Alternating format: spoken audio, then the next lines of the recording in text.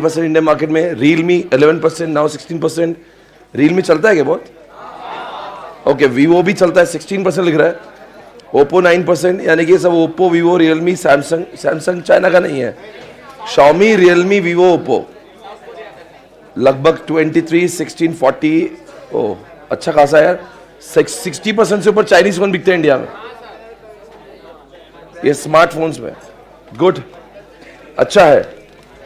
आज का न्यूज़पेपर अच्छा है, बहुत कुछ पढ़ लेना अगले में।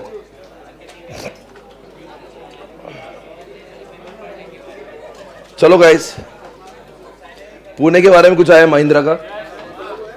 यहाँ पे लिखा है पुणे के अंदर जो महिंद्रा का जो फैक्ट्री, उसके बारे में कुछ लिखा है। Well monitor fuel evolution in CVs, says Mahindra. The company is aiming the new product made at the company's Chakan facility in Pune, largely at intra-city cargo needs, including at e-commerce and logistic players. यानी कि नया vehicle launch करेंगे महिंद्रा पुणे के, इसमें इसको बोलते हैं product development. Okay guys, anyways guys, let's come on, welcome back, very good morning everybody. So today we are starting with the next concept of SMRE Day। एक कॉन्सेप्ट है जिसका नाम है PLC, प्रोडक्ट लाइफ साइकिल, जो कल आपने पढ़ा था ठीक उसके बाद ही, एक्सपीरियंस करके ठीक बात। Can you see PLC? You know what is the meaning of PLC? मेरे फोटो के साथ में अच्छी बात है, मेरा फोटो आने दे रहे भाई।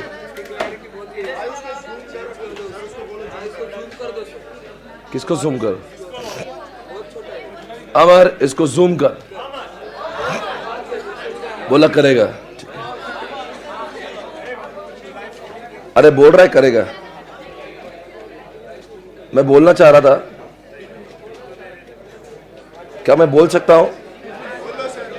ये जो चैप्टर है ना आपके सामने स्क्रीन के ऊपर, हमने कल इसमें से SBO को देखा, पोर्टफोलियो को देखा, एक्सपेंस को देखा, हमने इसमें से एनसॉफ को देखा, अभी हम लोग PLC को देखेंगे। Okay, Now let's talk about PLC. PLC is nothing but product life cycle. हर कुत्ते का दिन आता है दोस्तों। PLC सुन के वो बहुत भारी कॉन्सेप्ट है। PLC का मतलब है जब भी कोई प्रोडक्ट लॉन्च होता है ना, it start with very raw, वो इंट्रोडक्शन से चालू होता है, then growth, then maturity and decline. Okay, आपके PLC का पेज नंबर बता दीजिए प्लीज।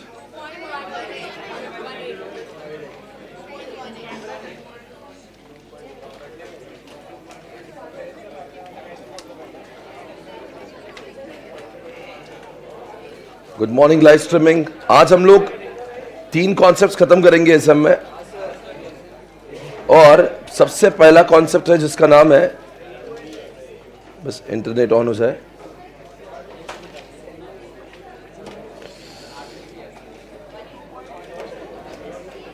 ओके, नाउ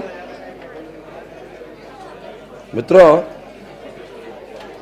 आपके सामने स्क्रीन पे PLC दिख रहा होगा। Can you see PLC? ये कुछ भी दिखा रहा है, इसको मैं प्रोडक्ट। अब बात क्यों कर रहे हो?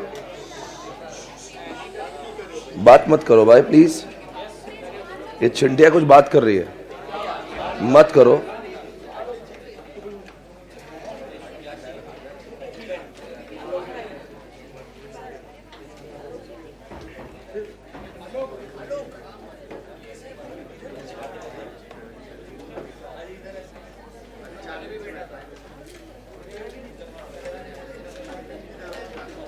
आपके सामने स्क्रीन पे दिख रहा होगा।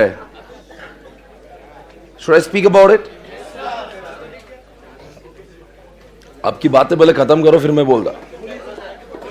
बातें बंद करो ना, 1 मिनट। चलो स्टार्ट करें। देखो बच्चों, यहां पे साफ नजर आ रहा है कि हर कुत्ते का दिन आता है। एक प्रोडक्ट एक जमाने में मैच्योरिटी पे था, वो भी डिक्लाइन पे आता है। See you start any product with introduction. Introduction हो या ग्रोथ हो या मैच्योरिटी और डिक्लाइन, डिपेंड्स करता है सेल कितना है। सेल के हिसाब से हम लोग बोलते हैं ग्रोथ है कि मैच्योरिटी है कि डिक्लाइन है। यानी कि मेन कंपोनेंट कौन है? सेल। सेल ज़्यादा बढ़ रहा है तो बोलते हैं हम लोग ग्रोथ हो रहा है, फिर बहुत बढ़ गया तो बोलते हैं मैच्योरिटी है, फिर सेल कम होने लगा तो बोलते हैं डिक्लाइन है। ऐसा कब होता है? Any product when it starts it is falling under the introduction stage. कोई भी प्रोडक्ट जब नया नया आता है ना, अभी जैसे 5G आएगा इंडिया में, वो इंट्रोडक्शन पे पैदा होगा।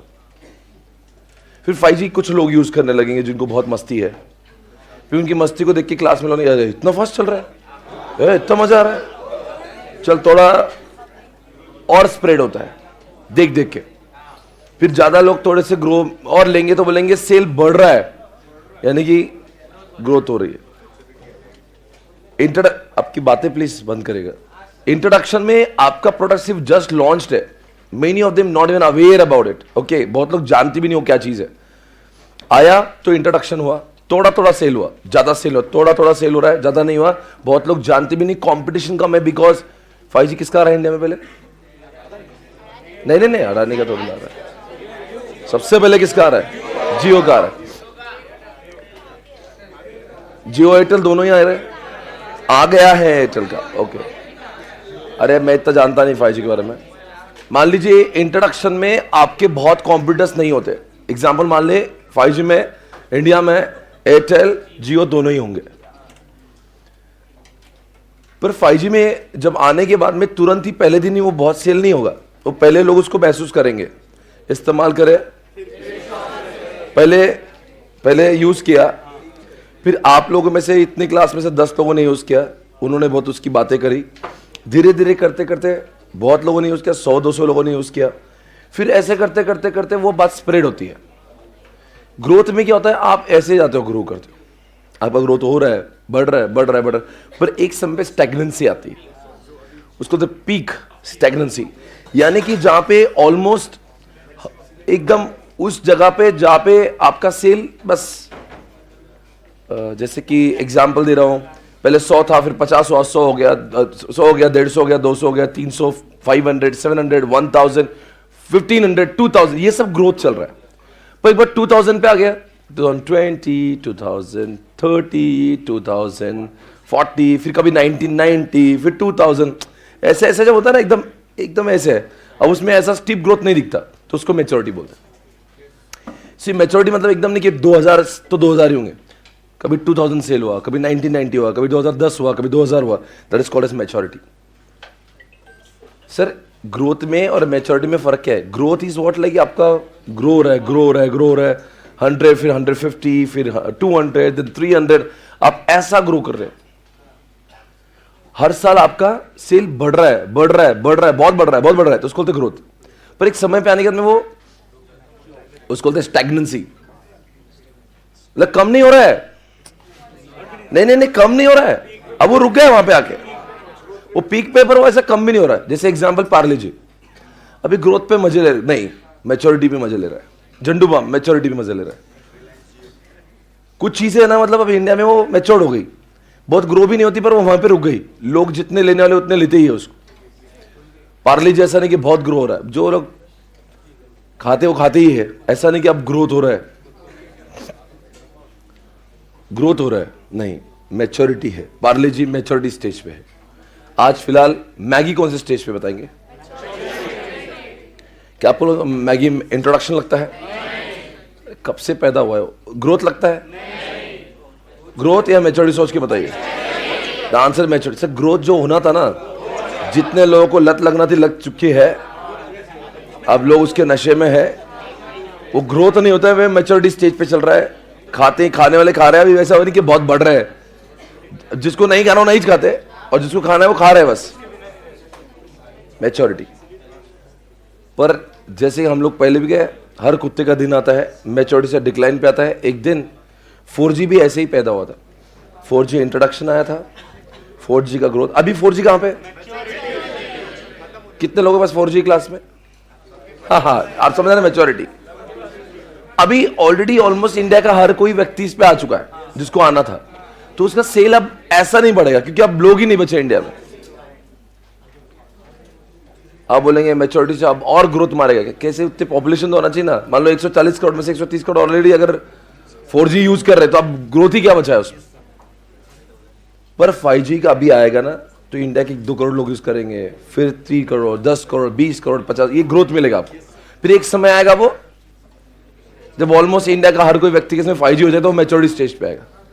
फिर आप बताओ, जब 5G आएगा तो जो मैच्योरिटी पे 4G वो कहा जाएगा। हाँ, समझा? बोलते ना हर कुत्ते का दिन आता है। तो आज जो 4G मजे ले रहा है वो 4G एक दिन डिक्लाइन हो जाएगा। जो एक दिन यहां था वो यहां हो जाएगा। हाँ बिल्कुल, 3G 2G अभी मर चुके हैं, डिक्लाइन हो चुके हैं। एक जमाने में कंप्यूटर आपके जो घर के डेस्कटॉप थे मैच्योरिटी पे जी रहे थे, फिर लैपटॉप के बाद में आईपैड, वो सारी चीजें आने लगी, ये सारी स्मार्ट डिवाइसेस, तो आपका जो कंप्यूटर है वो यहाँ पे आके गिर गया। You getting this point? तो बोलते हैं हर कुत्ते का दिन आता है। आपको पता है ये साइकिल अगर देखोगे आप, तो जितने भी खाने की चीजें है ना, जैसे पार्ले जी ले लीजिए, जैसे कि कोई मसाला वाली चीजें ले, जिसके लोगों को आदत सी है, कोई पिकल का ब्रांड ले लीजिएगा, कोई मसाला का ब्रांड बताइए, MDH, एवरेस्ट, ये सब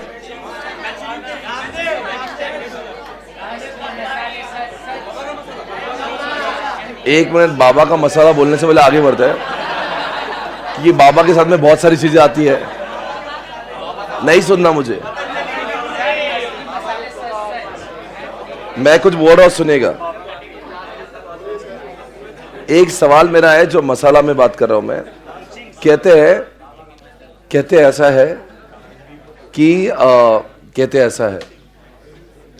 कि जो फूड प्रोडक्ट है ना, उसका लाइफ साइकिल लंबा चलता है, क्योंकि वो मरता नहीं जल्दी। आप घर से पूछिए कि जिस खाने के तेल का इस्तेमाल करते हैं और जिस मसाले का पैकेट का इस्तेमाल करते हैं, क्या वो आप घर पे आपको बोलते रहे बेटा मसाला नहीं ला, एवरेस्ट का लेके? ऐसा नहीं होता कभी, लेके आना, ऐसा नहीं होता। खाने का तेल भी यही चाहिए। देखो खाने का हर चीज जो है ना, वो एक टेस्टेड, वो दिमाग में घर पे है, उसका एक्सेप्टेंस हो जाता है।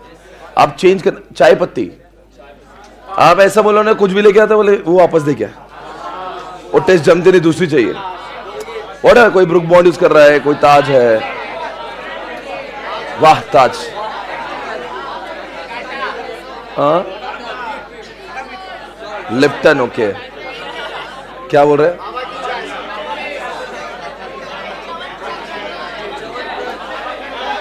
एक मिनट, क्या बोल रहे हैं?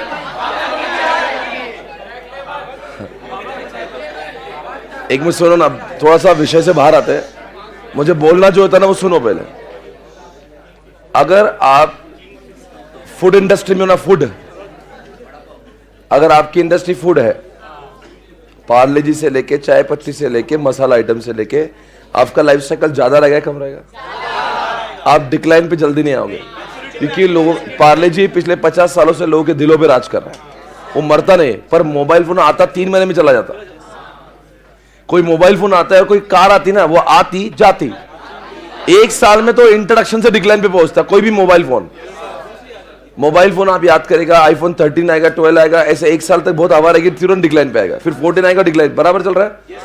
आप कोई भी मोबाइल फोन देख लीजिए, कोई भी इलेक्ट्रॉनिक का नया आइटम देख लीजिए, या फिर कोई भी ऑटोमोबाइल कार देख लीजिए, वो आती जाती। सबसे फास्टेस्ट तो मोबाइल पे होता है। अब आता है इंट्रोडक्शन, तुरंत उसकी मार्केटिंग करते हैं, फिर ग्रोथ चलता है, फिर मैच्योरिटी, और जैसे उसका नया एंजन लॉन्च होता है या उससे बेटर दूसरे कंपनी में आता है, इसका डिक्लाइन शुरू होता है। पर ऐसा पार्ले जी के साथ में कहीं बिस्किट्स आए गए, वो जाता नहीं ना कहीं। झंडू बाम जैसे बाम कितने भी आए, बिल्कुल से टाइगर बाम, पर झंडू बाम आज भी मैच्योरिटी पे है।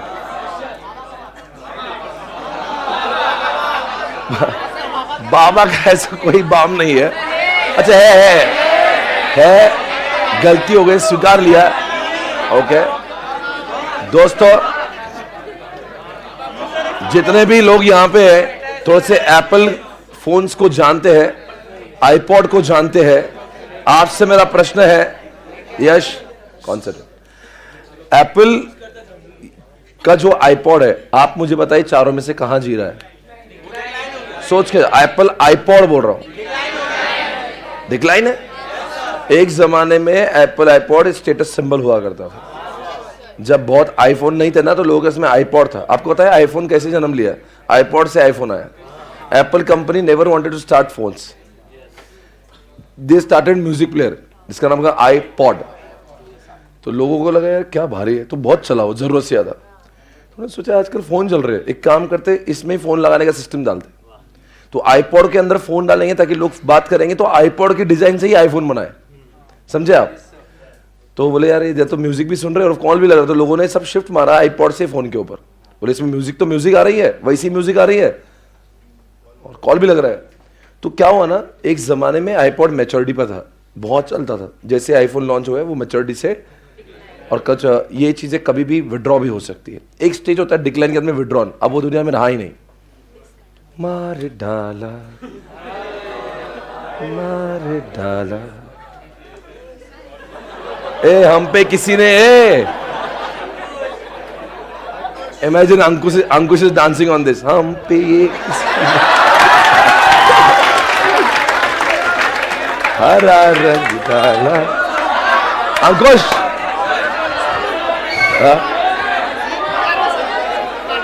क्या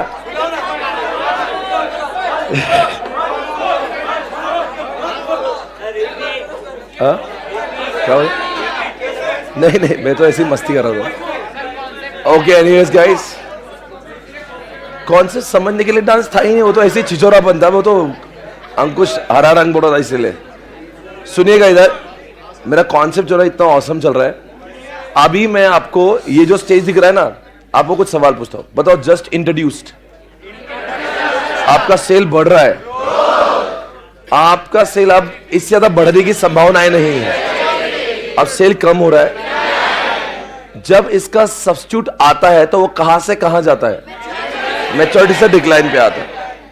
इसकी कॉम्पिटिटर्स है ही नहीं के बराबर, नहीं इंट्रोडक्शन है। क्योंकि जब आता है ना तो कोई कंपटीशन, जैसे क्या होता है ना 5G आया, लोग क्या करते हैं 5G को आने दो, जियो एयरटेल आ रहा है ना, अभी BSNL आएगा नहीं, इनको दोनों को मरने दो भाई। इनका चलेगा ना जब इनका ग्रोथ होने लगेगा। इंडिया में देखो कोई एक चाय की दुकान किसी जगह पे खुली तो तब चाय की दुकान नहीं आएगी, जब वो चलेगी ना तो 4 चाय की दुकानें बाजू में खुलेगी। हाँ वो न्यू करके उसके आगे न्यू लगाते, फिर कोई बोलता है न्यू क्या होता है, रियल ओरिजिनल सेम ही नाम। Okay fine. आपने कभी देखा होगा कुछ जगह पे आपने मोबाइल फोन देखा होगा, तो एक मोबाइल की दुकान खुलती है ना, बाजू में 10-20 खुलती। कभी देखना, कभी मोबाइल किसी आपके शहर में एक मोबाइल का दुकान नहीं दिखता होगा, आसपास की दुकानें भी, आसपास की जगह पे भी मोबाइल हो जाएगा। वो क्यों होता है ना, वो क्या करता है, सबसे शुरुआत में अकेला आता है, उसकी दुकान चलने लगती है। और इंडिया में क्या, जिसकी चलती है ना लोग उसकी बजाते हैं। इंडिया का रूल है, खुद से करेंगे नहीं, किसी और ने करा कि उनकी आंखों में, तो फिर वो बोलेंगे ठीक है मेरी भी। तो जैसे ही उसका ग्रोथ होगा ना, ग्रोथ में you are having more competitors, और मैच्योरिटी अगर होए किसी प्रोडक्ट की तो you are having multiple competitors. क्योंकि मैच्योरिटी में आपका सेल हाईएस्ट पे होता है, और हाईएस्ट सेल में बहुत सारे लोग बोलते हैं मैं भी बेचूंगा। इसीलिए दोस्तों जब 5G जब मैच्योरिटी पे आ जाएगा ना, 5G बहुत बिकेगा, तो उस केस में फिर हर कंपनी का 5G आ जाएगा।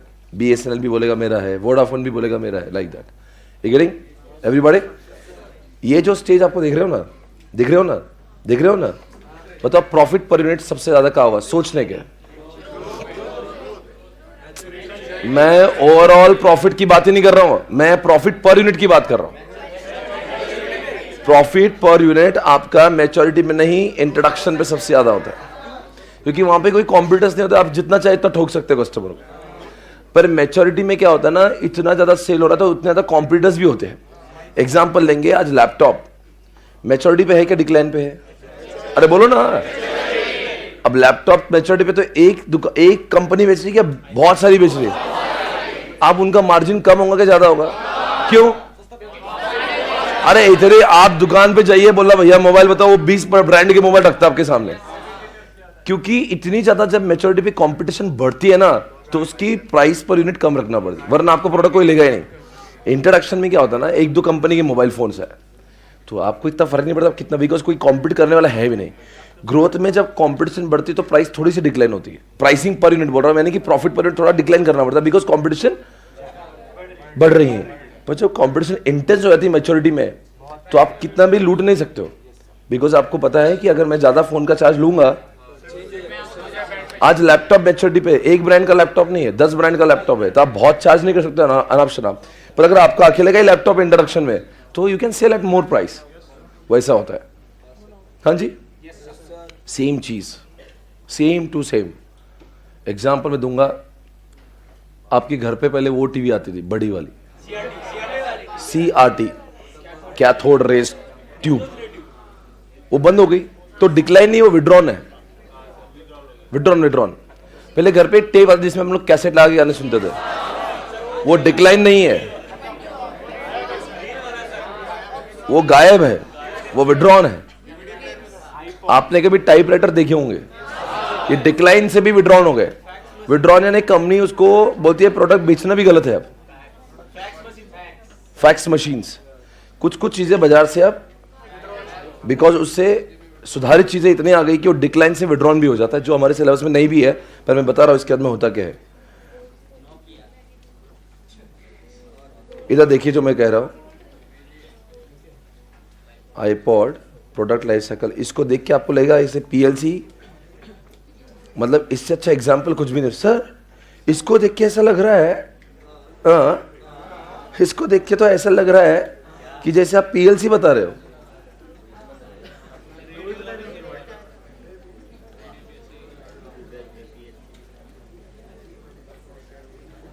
नहीं, आपको समझा नहीं मैं क्या बोलना चाह रहा था। ये एक्चुअल सेल है। देखो, मैं आपको आईपॉड के एग्जाम्पल से बता सकता हूं कैसे PLC में वो इंट्रोडक्शन भी आया, ग्रोथ भी आया, मैच्योरिटी भी और डिक्लाइन। देखो ना नंबर्स के साथ में, मतलब PLC जो कॉन्सेप्ट है वो रियल लाइफ में भी यूज होता है। नहीं समझे? सिर्फ PLC एक थ्योरी है। वो बोलता है हर कुत्ते का दिन था मर जाएगा, वो इंट्रोडक्शन होता है, ग्रोथ होता है, मैच्योरिटी होता है, डिक्लाइन। वो एक्चुअल में आईपॉड में आपको फील हुआ कि ऐसे हो। देखो एक्चुअली ये आईपॉड का सेल है, पर देखो ऐसा लग रहा है PLC का डायग्राम है। ये है आईपॉड का सेल, पर लग रहा PLC है। दिख रहा है ना? देखो कैसे इंट्रोडक्शन हुआ, फिर ग्रोथ हुआ, फिर मैच्योरिटी और फिर डिक्लाइन। ये नंबर्स को एक बार ऑब्जर्व करिए, सेल्स के नंबर्स को देखिए, देखेंगे सेल्स के नंबर को देखिए, यू विल अंडरस्टैंड कैसे कैसे सेल बढ़ा है। पहले इंट्रोडक्शन में तो बहुत ही कम लोग लेते थे इसको, फिर 0.9 मिलियन यानी कि 10 लाख से भी कम, फिर 44 लाख का सेल हुआ। ये सब 2002 से 2003, ये है इंट्रोडक्शन। फिर 2004, फिर 5, 6, 7, ये जो है ना ग्रोथ, देखो ना कैसा ऐसा बढ़ रहा है। यानी कि आपका ग्रोथ 4 से 22, 39, 51, ये सब क्या ना ग्रोथ हुआ है। फिर एक समय है वो स्टैग्नेंट हो गया। ये सब उसकी जिंदगी का मैच्योरिटी स्टेज है। कभी 50 हो रहा है, कभी 54 हो रहा है। देखिए मतलब ये सब चारों बार मैच्योरिटी क्या है, ये चारों मैच्योरिटी के है, 51 से लेके 50.3 तक। ये एक्चुअल में सेल है, ये PLC का डायग्राम नहीं है, पर देख के महसूस हो रहा है ये PLC है।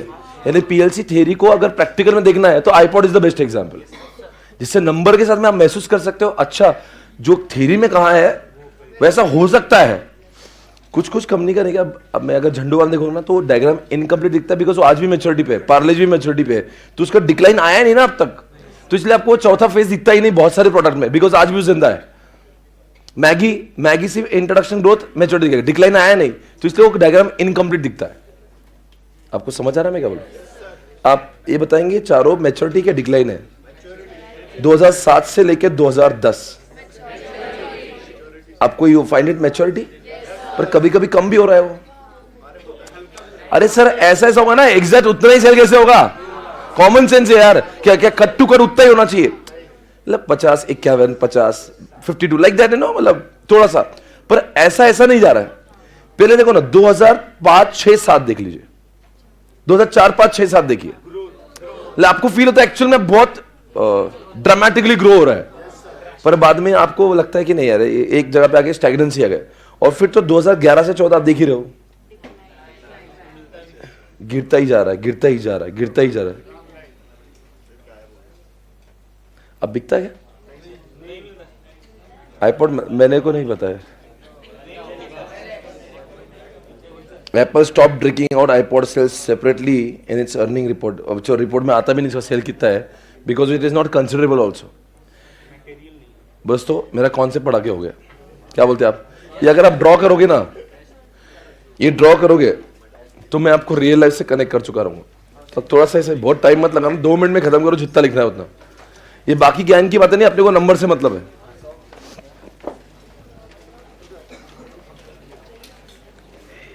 अमर तो ऑक्स थे,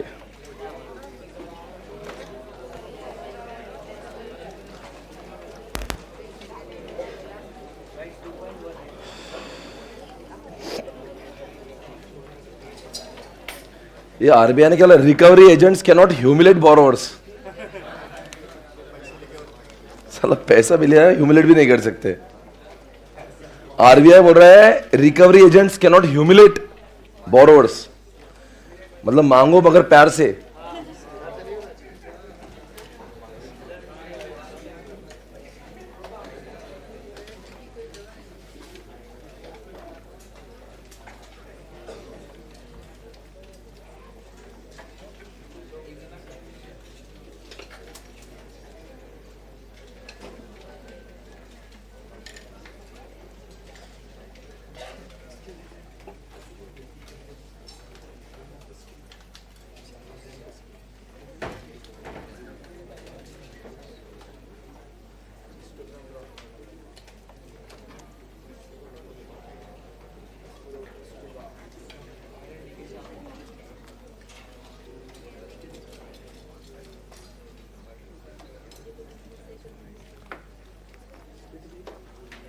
हो गया?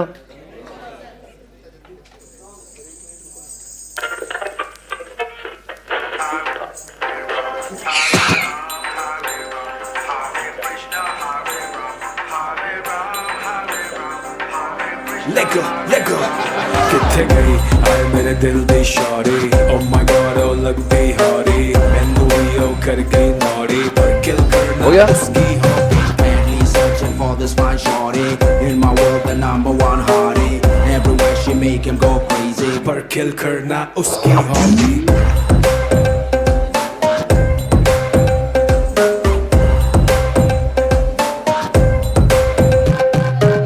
तेरी आंखें भूल भुलैया, बातें हैं भूल भुलैया,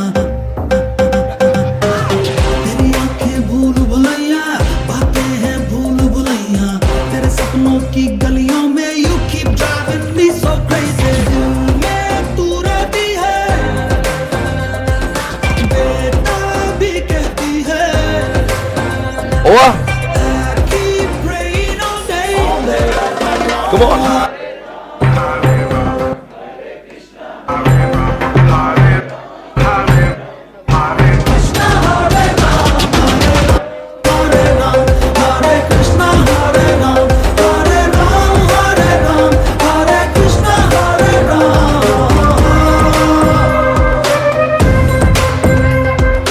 चलो नेक्स्ट कॉन्सेप्ट, रेडी एवरीवन? आप लिख दीजिए वहां पे 2002 से 2003 को आप लिखो इंट्रोडक्शन। अगर वो डायग्राम में घुसेड़ने को जगह नहीं तो नीचे अलग से टेक्स्ट में लिखो 2002 से 2003 इंट्रोडक्शन फेज है। फिर 2004, 5, 6, 7 ये आपके लिए ग्रोथ वाला स्टेज है। 2004, 5, 6, 7 आप ग्रोथ करते गए। फिर आपको दिख रहा होगा, फिर आप दिख रहे होगा 7, 8, 9, 10।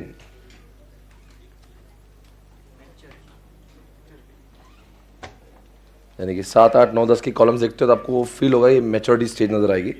And then you can write, उसके बाद में डिक्लाइन ही होते गए 11, 12, 13, 14, 11, 12, 13, 14 ये आपका डिक्लाइन स्टेज है। थोड़ी सी खबर देखते हैं आजकल क्या चल रहा है। ये डिक्लाइन, ये विड्रॉ हुआ भी है क्या नहीं, मैं देखता हूँ। IPod withdraw from the market, iPod withdrawn, पता नहीं है आईफोन में।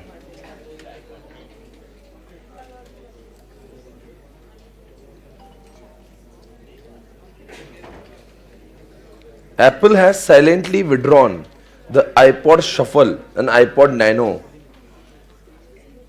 ऐसा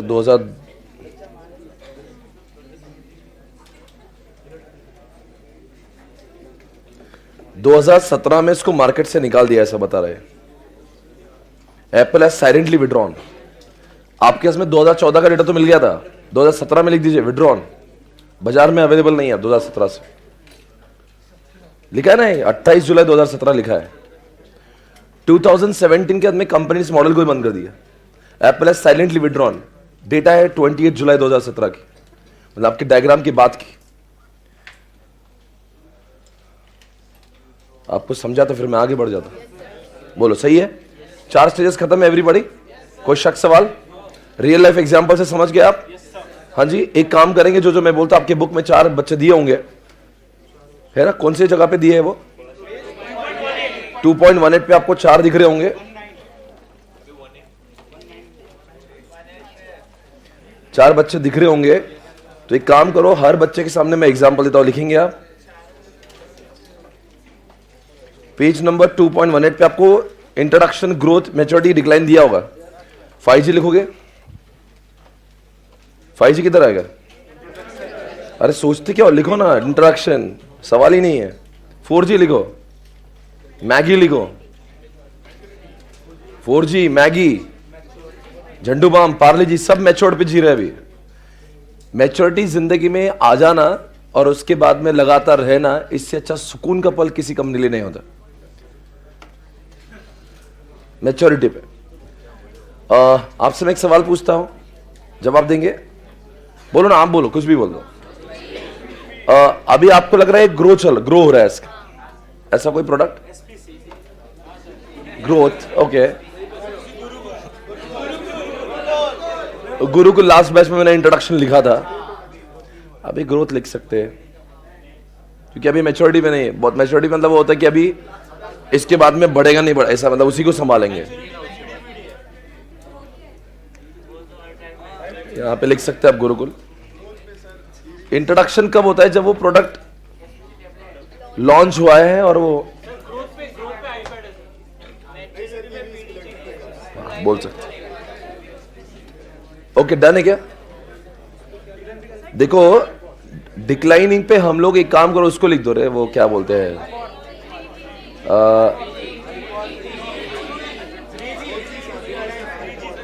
ये लिख दो 2G 3G। ये 2G 3G के मोबाइल मिलता क्या अभी? टेलीकॉम के बंद ही हो गए, मिलता है ना कार्ड? 2G 3G डिक्लाइन पे लिखेगा। किसका?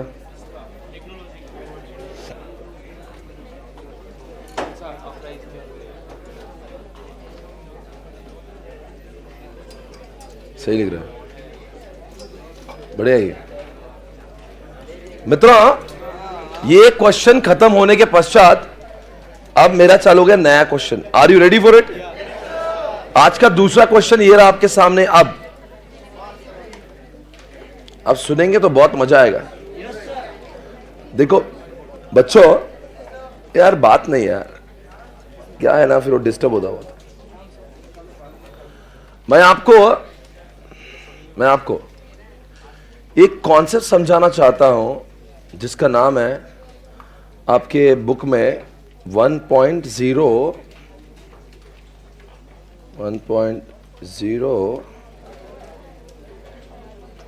इधर नहीं, मुझे क्या पढ़ाना था? नहीं, मुझे बहुत भारी पढ़ाने का। ऐसा कॉन्सेप्ट आपको सुन के ही मजा आ जाए। Page number 2.07, core competency. क्या कॉन्सेप्ट है? सी, ड्यू टू कॉम्पिटेंसी। आप सुनते हैं नहीं सुनते? एकदम अच्छे से, है? कोई किधर नहीं देखेगा, सिर्फ मेरे पास। Due to competency you are in the competition. Due to, एक भी इधर उधर मत देखना, बहुत भारी पड़ रहा है। कॉम्पिटेंसी से you are able to stand in the competition. क्या बोला? कॉम्पिटेंसी से you are able to stand in the competition, and core competency से you are ahead in the competition. वापस से, अगर आपके अंदर कॉम्पिटेंसी तो आप कॉम्पिटिशन में स्टैंड कर सकते हो। कोर कॉम्पिटेंसी तो आप कॉम्पिटिशन में सबको पछाड़ के नंबर 1 का दावा कर सकते हो।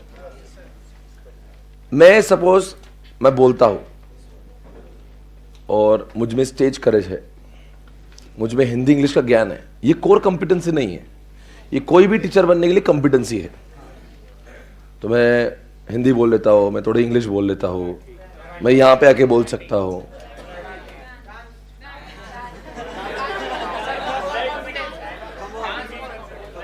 तो ये सारी चीजें एक टीचर बनने के लिए कॉम्पिटेंसी जरूरी है, वरना टीचर ही नहीं बन पाएगा। कॉम्पिटेंसी से, जैसे कि मेरे पास एक क्लासरूम है, माइक है, लैपटॉप है, ये सब कॉम्पिटेंसी है, इसमें अलग कुछ नहीं, हर टीचर के पास में होना चाहिए।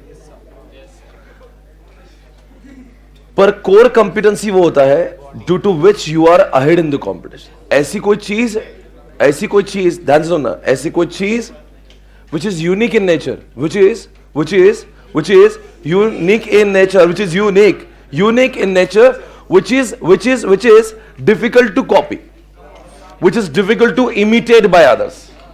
ऐसी कोई चीज जो किसी में है, जो कोई और उसको कॉपी नहीं कर सकता, बहुत आसानी से। हमने ये नहीं कहा कॉपी नहीं हो सकता, which is किसी और को कॉपी करना बहुत टाइम लगेगा उसको, तो डिफिकल्ट टू कॉपी है, उसका मतलब हो जाएगा उसके अंदर कुछ कोर कॉम्पिटेंसी है। केबीसी के शो में अमिताभ बच्चन जो है अपने आप में ही कोर कॉम्पिटेंसी है। कोई और शो कोई भी चैनल आएगा वो कोर कॉम्पिटेंसी कहां से लाएगा? बिकॉज इसके प्रोडक्ट में कुछ तो यूनिक है which can not be copied, दूसरा अमिताभ नहीं आ सकता। दूसरा एग्जांपल है बुर्ज खलीफा। नहीं देखा बुर्ज खलीफा? आई है, हाँ वही करा रहे, किया रहा है, ऐसे मत करो।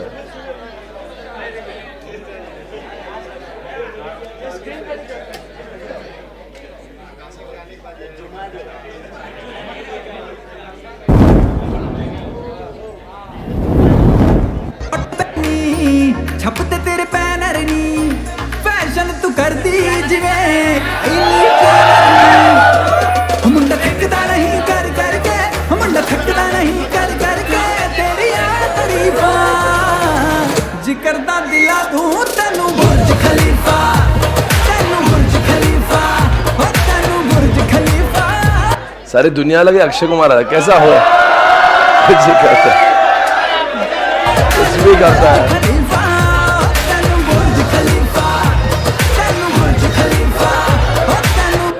अभी तक बुर्ज खलीफा दिखा ही नहीं हमको।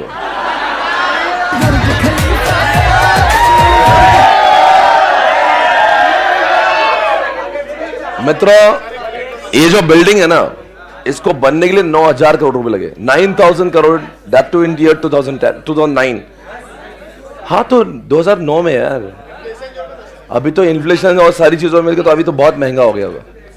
सी, ये है बुर्ज खलीफा जो वर्ल्ड की टॉलेस्ट बिल्डिंग है, और ये बताया इसमें कई सारे होटल स्थित है। इसमें ये आपको इससे वैसा एक ऊंची लंबी बिल्डिंग नजर आ रही है, पर एक्चुअली इसमें बहुत सारी 5 स्टार होटल्स है, बहुत सारे लोगों का रेसिडेंस है इसके अंदर। आप पहले सुन लीजिए, मैं बोल रहा हूं।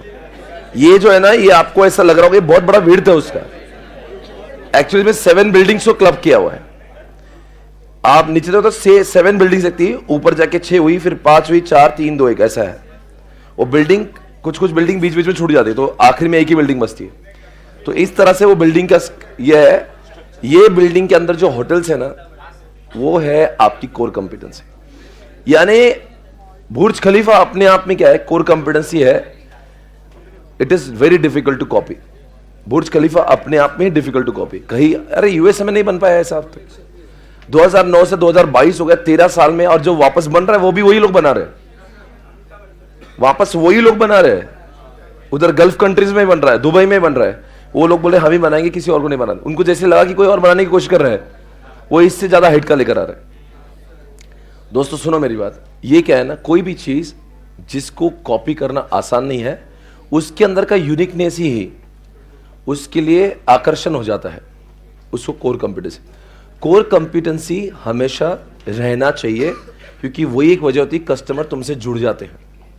तो इसलिए जो ऑर्गेनाइजेशन से कोर कॉम्पिटेंसी होती है ना, तो उनको अपने आप कस्टमर मिलते ही हैं, उनको कस्टमर को ढूंढना नहीं पड़ता।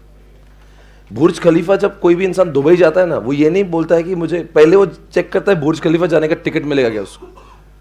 यानी अगर वो दुबई जा रहा है और बुर्ज खलीफा नहीं देखा तो ऐसा वो मिसिंग फैक्टर है, वो जाएगा तो देखेगा जरूर। उसमें क्या है ना, 140 या 60 फ्लोर के, हाँ नहीं 140 के ऊपर कुछ तो है इसमें। और इसकी जो मंजिल है ना, आपको यहाँ पे एक जगह है जहाँ पे आप जा सकते हो लिफ्ट से यहाँ तक। ये ऐसा छोटा दिख रहा है, छोटा नहीं है, बहुत बड़ा है ऊपर भी, एक्चुअली ऐसा दिख रहा है वो फोटो में, पर यहाँ पे ऐसे 100 से भी ज्यादा लोग खड़े हो सकते हैं, ऐसा कि उन्होंने एक जगह बनाई हुई है। और लोग वहां पे जाके फिर उनको सिर्फ ऊपर जाके खड़े रहने के, तब मैं गया था तब 3,500 रुपए, सिर्फ जाके खड़े रहने का आधा घंटा अनुभव लेने का क्या हो रहा है। अभी तो बहुत ज्यादा हो गया होगा पैसा। तो मैं आपको बता रहा हूं ये they are getting customer because of the core competency. Core competency यानी कि जो चीज ऐसी हो जाती, अभी दुबई में और भी बहुत सारी होटल्स है पर जिसके बिल्डिंग पे कुछ आता भी नहीं, पर इनके पास में कुछ तो अलग है। ऐसी एक होटल है जिसका नाम है सिंगापुर में, मतलब सिंगापुर में गए तो वहां नहीं गए तो मतलब गलत हो जाएगा।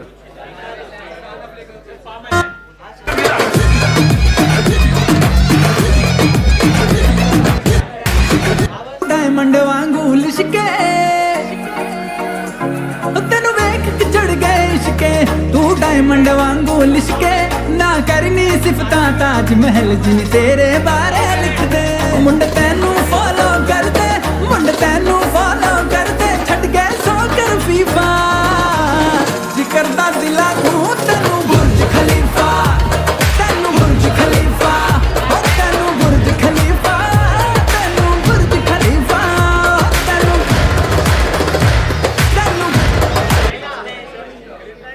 ये एक होटल है, मतलब आप सिंगापुर में जाओगे और इसको आपने नहीं देखा तो कैसे हो सकता है। ये क्या ना, इसमें एक इन्फिनिटी स्विमिंग पूल बनाया उन्होंने। हाँ, उसका नाम है इन्फिनिटी स्विमिंग पूल है। वो कैसा स्विमिंग पूल है मालूम? कोई गया है क्या इसमें? आप गए? मतलब इसमें क्या होता ना, एक तो पहले तो होटल के रेसिडेंट को जाने देते, पर सुन लो आप मैं जो बोलता हूँ, ये बिल्डिंग भी कोर कॉम्पिटेंसी का दूसरा एग्जाम्पल है। कोर कॉम्पिटेंसी यानी कि सिंगापुर में बहुत सारी होटल्स होंगी जहां पर जो लोग जाके रह सकते हैं।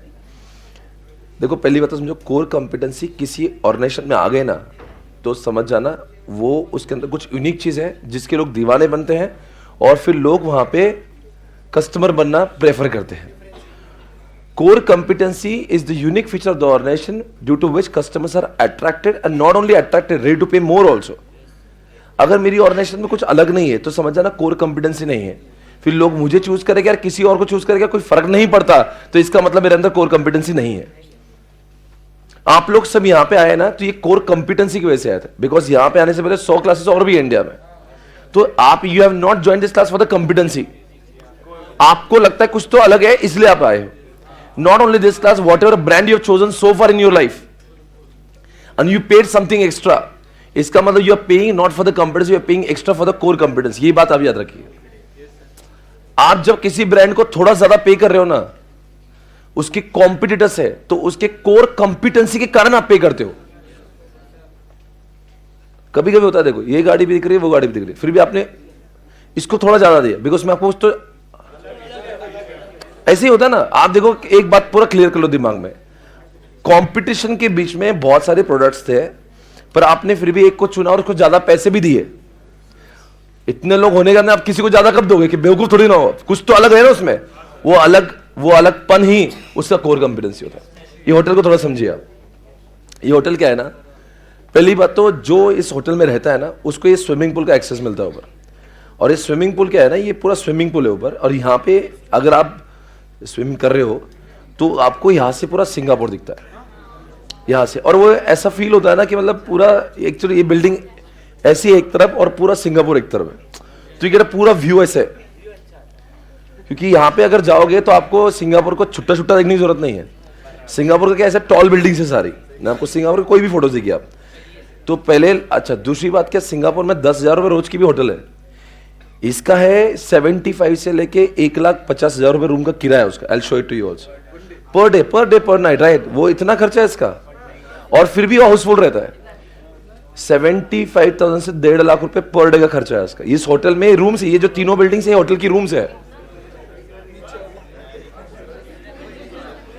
पर कुछ लोग हैं जो इसमें नहीं जा सकते तो उन्होंने एक अलग से स्कीम बनाया कि जिसको सिर्फ स्विमिंग पूल देख के आना है तो 5,000 रुपए पर हेड, 10,000 उनका एक अलग से और बिजनेस वेंचर चलता है, जाके आधा घंटा देख के आप वापस निकल सकते हैं। हाँ, स्विमिंग पूल आकर आपको महसूस करना है कैसा दिखता है, आप जाइए एक चक्कर राउंड लगा के आ जाइए बस। हम लोगों ने क्या किया था, हमारे पास इतने पैसे नहीं थे तो हम लोग जब 3 दिन गए तो 2 दिन दूसरी होटल में रुके थे, फिर 1 दिन यहां रुके थे। नहीं नहीं, एक दिन रुकिए ना वहां पे। क्या करते हैं भाई, ऐसा भी मतलब क्या, एक्चुअली ये होटल का एक थोड़ा सा प्रॉब्लम, ये थोड़ा सा बाहर है, तो फिर वो सिटी से थोड़ा सा अलग पड़ता है, तो कोई बात नहीं, पर वहां से पूरा दिखता है। तो यहाँ से फिर लोग क्या करते हैं, कॉम्बिनेशन में रहते हैं, तो अपना टूरिस्ट गाइड ही बोलता है सर क्यों खामखा पैसे डाल रहे हो, इतना भी कुछ नहीं, एक दिन आप महसूस करके आ जाइए, बाकी फिर 2-4 दिन आप इधर उधर रहिएगा। तो फिर आप लोग फिर यही करते हैं, एक दिन यहाँ रहते हैं, बाकी तो आपको मैं गाइड कर दिया हूँ, आप भी जाना कभी, ठीक है ना। तो ये बिल्डिंग आपको मैं रेट बताता हूँ इसके, जरा देखिए इसके होंगे इधर रेट। ये तो टिकट्स है उसके, अरे उसके जाने के टिकट्स है वो आके, अरे ये उधर के जाने के है, मैं आपको दिखा रहा हूँ ना। देखो यहाँ पे अपन सपोज यहाँ पे डालते हैं, और यहाँ पे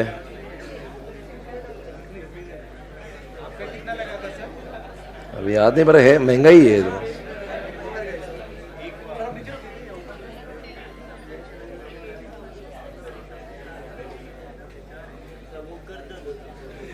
बुकिंग कर दो मेरी, मतलब क्या बे,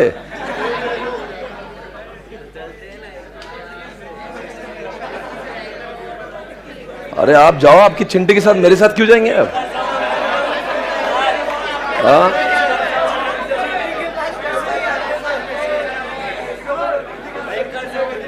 पता नहीं,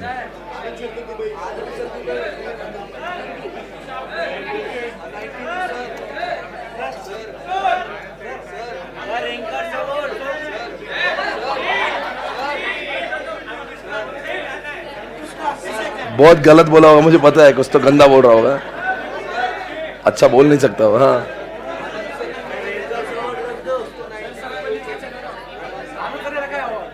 ये देखो, इसका बेस रूम 34 का है, ये उसका एकदम बेसिक क्वालिटी रूम है। नहीं आप वो ऊपर जाएंगे तो पूरा रेट बढ़ जाता है उसका, पर पता नहीं, आप देखना कभी अकेले में। यहाँ पे क्लिक करना, आपके उसके एक रूम से जो ऊपर वाले है, they will charge you bomb, right?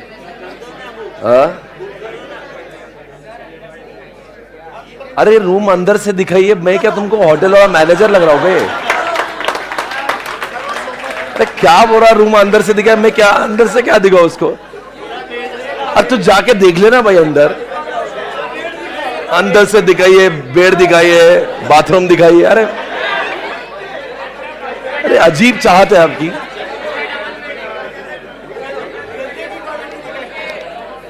देखो गलत हो रहा है, मैं टीचर हूं, मैं मैनेजर नहीं होटल का। बस शांत रहिए अंशु आप।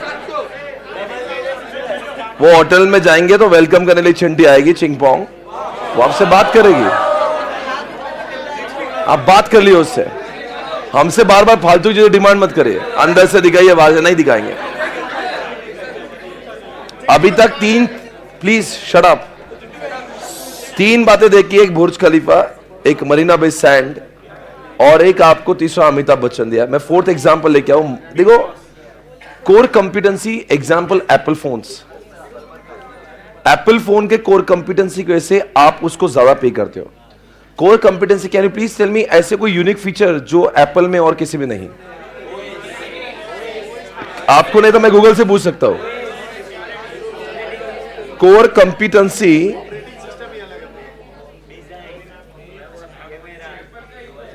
ऑफ आईफोन,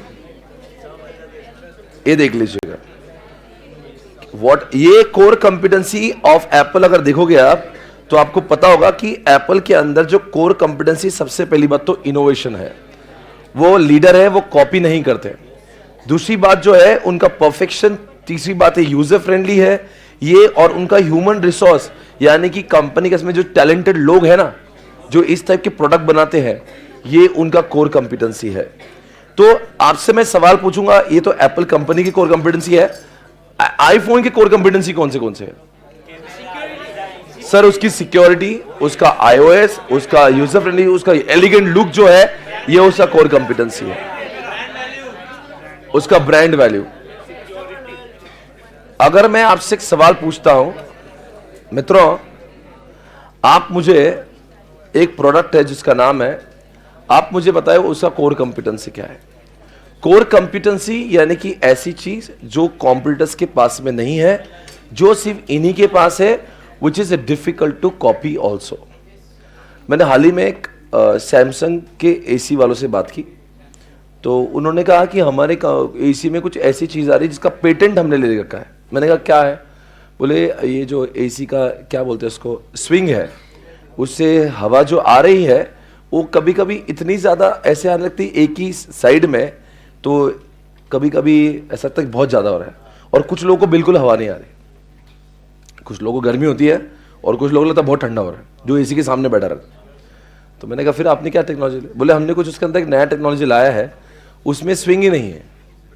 उसमें क्या होता है, कुछ उन्होंने टेक्नोलॉजी लाई, उससे हवा जो है ना एक जगह पे नहीं हर दिशा में स्प्रेड होती है।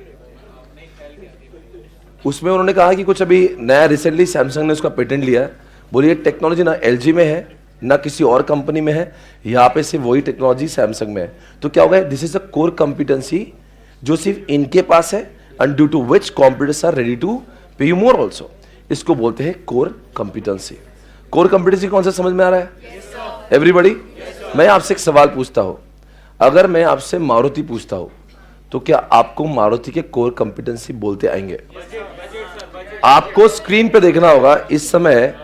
अगर मैं मारुति का मार्केट शेयर बता रहा तो आपको समझाएगा कुछ तो अलग है, इसीलिए लोग मारुति के दीवाने हैं। मारुति क्या देख रहे हो? Maruti market share.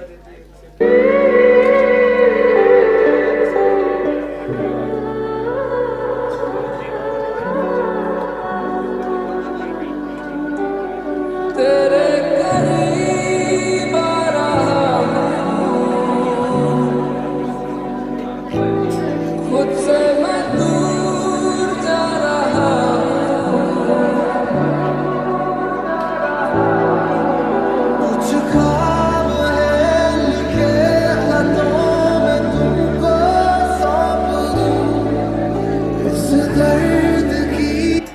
आपके सामने डेटा जो है ना, can you see your guys? Maruti का मार्केट शेयर लगभग 40% 45% के आसपास है, Hyundai 13-16% है, टाटा 14% के आसपास है, महिंद्रा 9% के आसपास है। यानी कि आधा इंडिया आज भी मारुति के पीछे है। इतनी गाड़ियों के बावजूद भी आज भी इंडिया में 100 गाड़ियां बिकती है, तो 45 कार्स जो है इट बिलोंग्स टू मारुति। क्या आप मारुति के कुछ गाड़ियां बता सकते हो? बेलिनो, ब्रेजा, बोलेरो, एस-क्रॉस, यास, मारुति, बलिनो, ब्रीजा, बलिनो, हाँ, ओमनी, एस-क्रॉस, होता ना एक मारुति, आर्टिगा। आप सुनिए ध्यान से, क्या आप मुझे बता सकते हैं मारुति के लोग इंडिया में इतने दीवाने क्यों हैं? मैंने कई ऐसे भी लोग देखा है, वो पुरानी भी मारुति लेता है, बेच के और भी मारुति लेता है, और भी मारुति लेता। आपको किसी के यहाँ पे मारुति है? मारुति है। कौन सी मारुति है आपके? अर्टिगा। बेटा आपके इसमें Swift Dzire, Ertiga, Dzire, Swift, WagonR, Dzire, Brezza, Ertiga, Dzire. आज स्विफ्ट डिजायर, इधर डिजायर, अर्टिगा। ये आप लोग देख रहे हो इस क्लास में, न जाने कितने लोग, जितने लोग यूज कर रहे हैं। आप मुझे बताइए, इतनी बाजार में कार थी, क्या वजह थी मारुति में? मारुति में ऐसा है क्या इतने कंपटीशन में? माइलेज, उसका माइलेज अच्छा है और बजट कार्स है, मतलब उसकी कॉस्ट वो भारत के हिसाब से बनी हुई कार है। कॉस्ट कम, लोगों को क्या लगता है कॉस्ट कम चाहिए, माइलेज अच्छा चाहिए, दोनों भी कैरेक्टरिस्टिक्स है। और तीसरी बात है उसका ब्रांड। देखो गाड़ियां कोई सेकंड हैंड बिके ना बिके, मारुति बिक जाएगी। मारुति बेचना है ना तो बायर्स मिल ही जाएंगे, मारुति खुद ही ट्रू वैल्यू में ले लेता है उसको। मारुति का एक कोर कॉम्पिटेंसी क्या है कि मारुति की गाड़ियां जिस तरह से रीसेल में बिकती है, मारुति और टोयोटा, बाकी गाड़ियां नहीं बिकती। ये गाड़ी बेचने निकालो तो लोग ले ही लेंगे उसको, उसकी माइलेज अच्छी, और सबसे बड़ा एक ब्रांड के ऊपर का विश्वास है। ये भारत की सबसे पहली कार है, the first ever car of India. ये लेगेसी है 1975 से। 1975 से लगभग 50 सालों का इतिहास है, लोग मारुति को देख रहे हैं, लोगों का विश्वास है। और आपको पता है एक सबसे अच्छी बात बताया जो मैंने अब तक बताई नहीं, जितने शोरूम्स, जितने गराज मारुति के ना इंडिया में किसी की भी नहीं। मारुति क्लेम करता है कोई भी 50 किलोमीटर इंडिया की जितनी भूमि है, कोई ऐसा 50 किलोमीटर नहीं जहां पे मारुति का गराज नहीं है।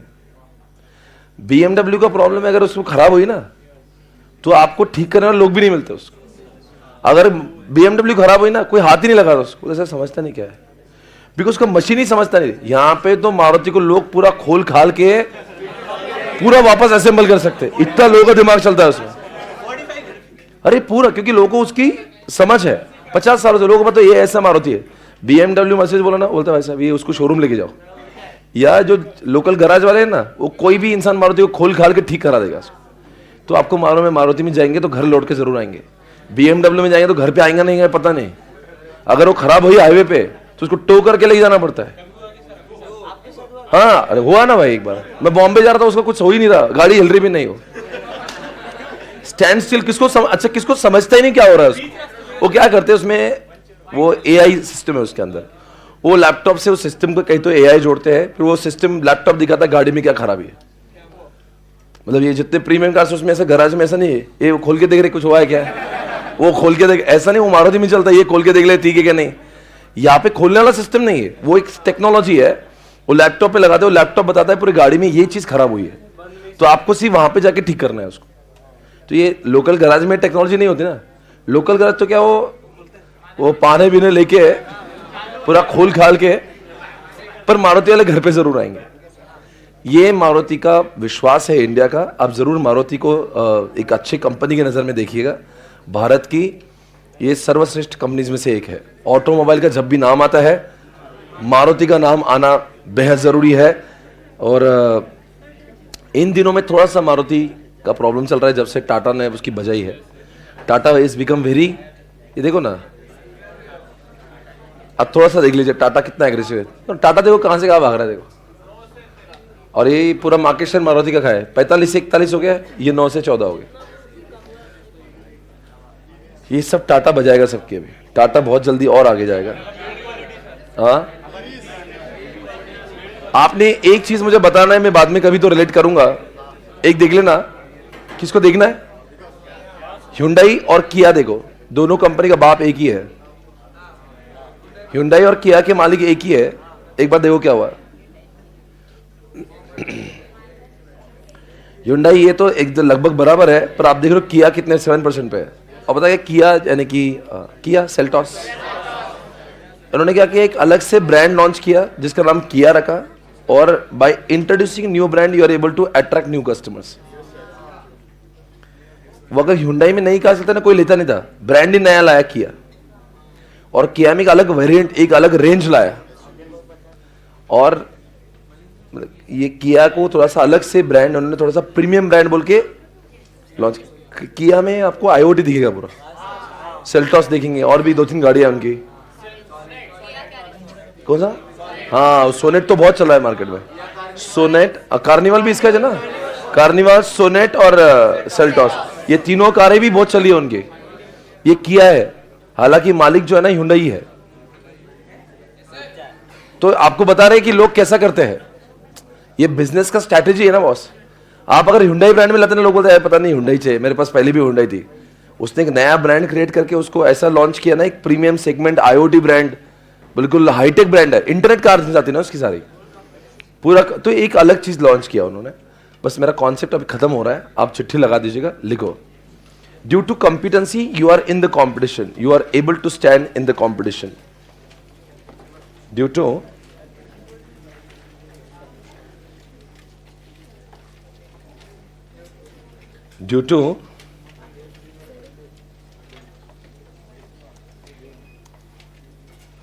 due to competency we are able to stand in the competition.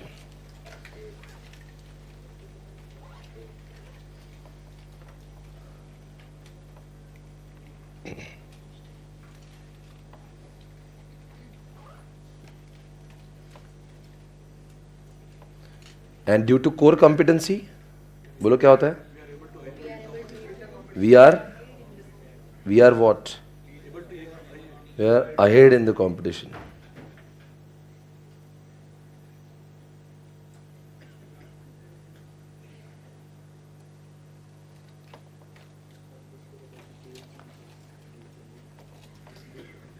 We are ahead in the competition, right? Which is difficult to imitate. Which is difficult to क्या बोला मैंने? Imitate, यानी कि जिसको difficult to copy होता है. Difficult to copy, जिसको copy करना, हमने कभी नहीं बोला कि वो copy नहीं कर सकते. Which is difficult to imitate, है ना? Due to which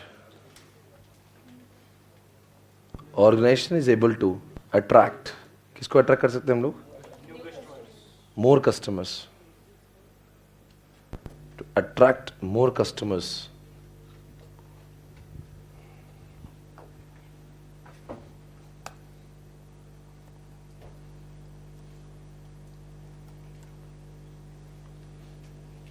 Example,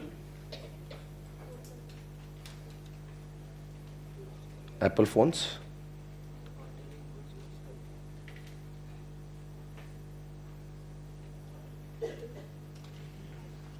Apple phones का बोलो कोर कॉम्पिटेंसी क्या है?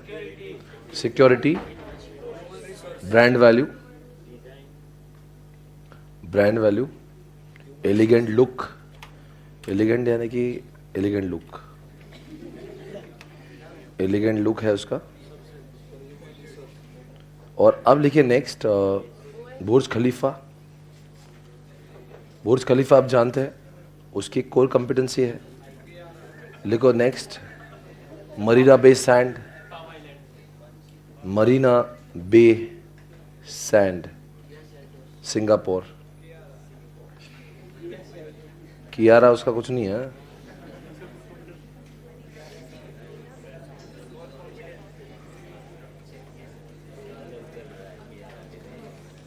आपको लिखना है नेक्स्ट, केबीसी में क्या चीजें कॉपी नहीं हो सकती? अमिताभ बच्चन ही कॉपी नहीं हो सकता.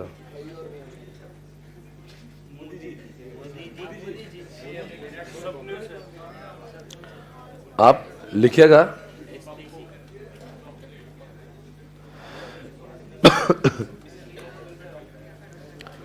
आपको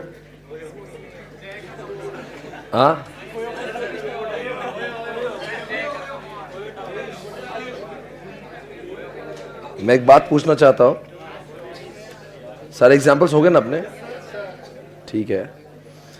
अगर मैं आपसे पूछता हूं कि ऐसी कौन सी बात है जो आपको लगता है कोर कॉम्पिटेंसी एसपीसी का आपको लगता है हो सकता है, विच इज आपको लगता है डिफिकल्ट टू कॉपी है,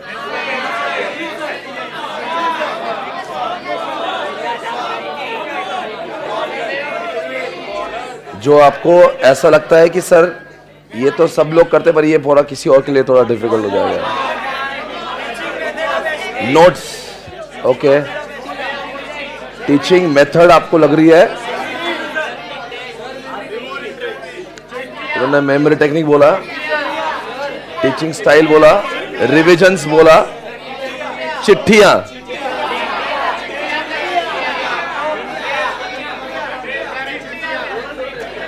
real life examples, notes, cost, rocks बोल रहे. अच्छा रॉक्स, ओके. बड़ा वाला chart, real life example, revisions, okay fine. आपको बता दे रहे ये जो एक्चुअली ये जो आप पढ़ते हो ना, ये जो एग्जाम्पल्स आप ऐसे हम लोग डिस्कस करते हैं और जिसके से आपको ये सब्जेक्ट सिंपल लगता है, यही सब्जेक्ट आपको बोरिंग लगेगा कुछ देर बाद के अगर उसमें एग्जाम्पल्स ही ना हो. जैसे मैं आपको अगर ऐसे बोल रहा हूँ कि यूनिक फीचर्स होता है जिसके से आप कंपटीशन में ऐड हो जाते हो और मैंने एग्जाम्पल नहीं दिया तो आपको उस कॉन्सेप्ट का मजा चला जाएगा. तो ये हमेशा मैंने सोचा है कि जो चीज़ें रियल लाइफ में, एक्चुअली मुझे खुद को ही बिजनेस पसंद है, इसलिए मैं कुछ पढ़ूँ ना पढ़ूँ मैं टाइम्स बिजनेस ज़रूर पढ़ूंगा, ठीक है ना. तो वो सारी जो चीजें फिर मैं जो बोलता हूं ना, ये सिर्फ आपको बहुत उसको ये कि इट बिकम्स मोर इंटरेस्टिंग। तो मुझे ऐसा लगता है कि एसपीसी का कोर कॉम्पिटेंसी है, मुझे ऐसा फील होता है कि जहाँ पे मुझे लगता है कि रियल लाइफ एग्जांपल्स देके we try to make subjects interesting. बाकी पास कितने होंगे, फेल होना अलग बात है, पर जीवन में सक्सेसफुल जरूर होंगे। मतलब उस बंदे को ये तो पता हो जाएगा यार मुझे कहाँ जाना है, अब जैसे गुमशुदा बोल के घूमेगा नहीं इधर उधर, ठीक है ना। अब आगे जाएंगे दोस्तों, आपके साथ में बहुत ही बढ़िया चीज पढ़ेंगे, मजा आएगा आपको। कोर कॉम्पिटेंसी में यहां पे ये सारा कोर कॉम्पिटेंसी है, पेज नंबर 2.09 पर आपको how to build core competency दिख रहा होगा, और वहां पे लिख रहा है capabilities that are valuable, rare, costly to imitate and non substitutable are core competency. इसका सबसे फर्स्ट पॉइंट है valuable. What is the meaning of valuable? Core competency उसी को कहते हैं जो वैल्यूएबल है। फॉर एग्जाम्पल, मैं क्लास में अगर मैं कुछ बैकग्राउंड में म्यूजिक चला रहा हूं, या मैं गाना गा रहा हूं, या मैं डांस कर रहा हूं, ये सब शायद से कोई टीचर नहीं भी करता हूं और मैं कर रहा हूं, फिर भी कोर कॉम्पिटेंसी नहीं है, क्योंकि इससे कोई वैल्यू एडिशन नहीं है। चलो मैं आके ऐसा भारी डांस कर रहा हूं और आपका मनोरंजन कर रहा हूं, बट आप में से किसी ने गाने सुनने के लिए और डांस देखने के लिए यहां पे क्लासेस नहीं लगाई, वो सिर्फ हम लोग करते हैं थोड़ा सा मनोरंजन करने के लिए। वो भले ही अलग यूनिक होंगी, पर कोर कॉम्पिटेंसी नहीं है। मैं अगर आपकी चार्ट बना रहा हूं, चिट्ठा लगा रहा हूं, रिवीजन ले रहा हूं, आईसीए के पेपर सॉल्व कर रहा हूं, जो कल हमने देखा कैसे EIS में रिवाइज किया, आपको सब आने लगा, वो कोई भी ऐसी चीज हो जो अलग है पर जिसके से कस्टमर का फायदा हो रहा हो, वैल्यू मिल रही है, उसको कोर कॉम्पिटेंसी कहते हैं।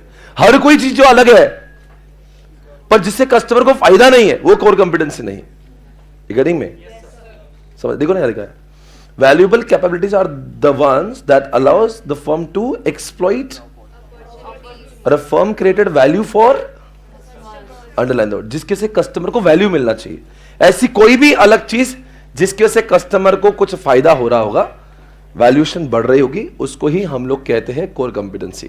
जैसे एग्जांपल, आपने मारुति को दिखा कि मारुति का माइलेज अच्छा है, मारुति सस्ती दिखती है।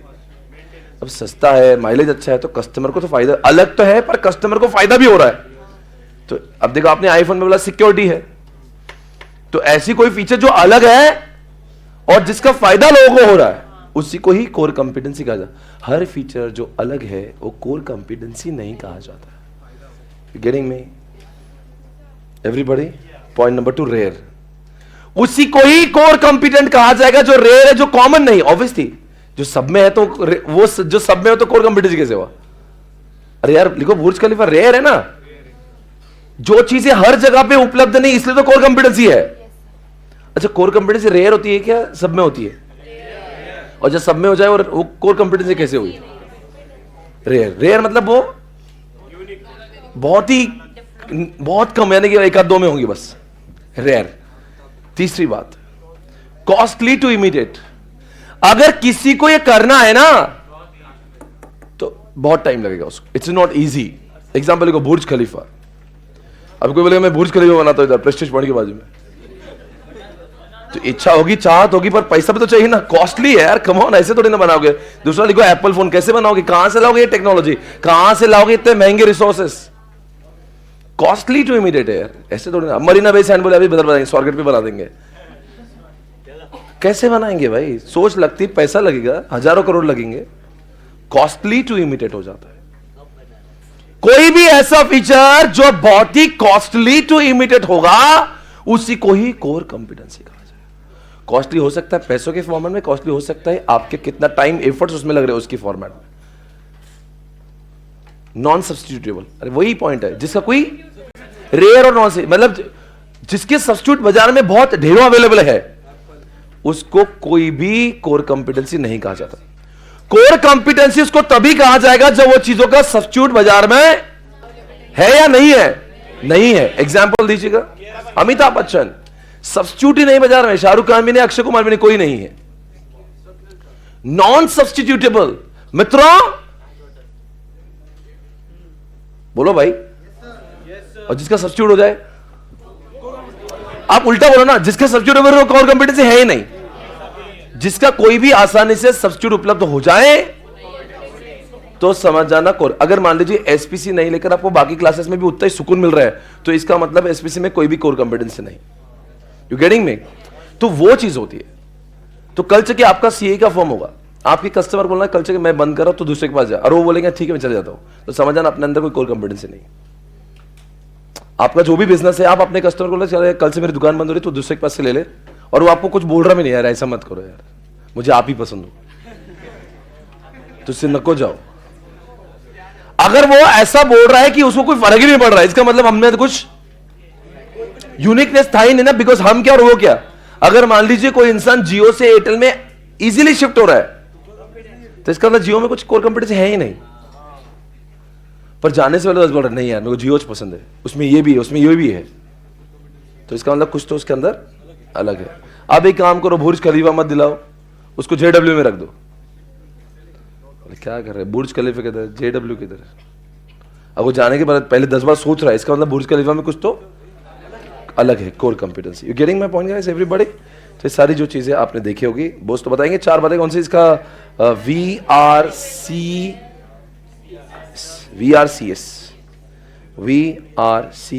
सब्स्टिट्यूट का S, VRCS, okay. V for come on everybody, core competency उसी को ही कहते हैं जिसके अंदर ऐसा कोई भी फीचर जो यूनिक होगा, जो कस्टमर के फायदेमंद होगा, उसी को ही। R फॉर यानी कि जो चीजें आसानी से बाजार में उपलब्ध नहीं है। Example Burj Khalifa, costly to immediate, again Burj Khalifa, Marina Bay Sand. Last में ऐसा कोई आसानी से केबीसी का जो अमिताभ है कोई और केबीसी बना देगा। ऐसे ही हुआ था ना, वो कपिल शर्मा जैसा दूसरा एक शो बनाया था किसी ने, पर चला नहीं इतना। हाँ, कृष्णा ने चालू किया था, पर उसमें कपिल शर्मा नहीं था। जैसे कपिल शर्मा भी तो एक कोर कॉम्पिटेंसी हो गया। जो भी है उसका एक अलग ही लेवल है उसका, ठीक है ना। चालू किया था ना उसने, वो उसके गोविंदा के भांजे ने, रहे कृष्णा ने, वो कहां, वो चला नहीं उसमें ज्यादा, वापस वही खुद आ गया इधर लड़की बन के,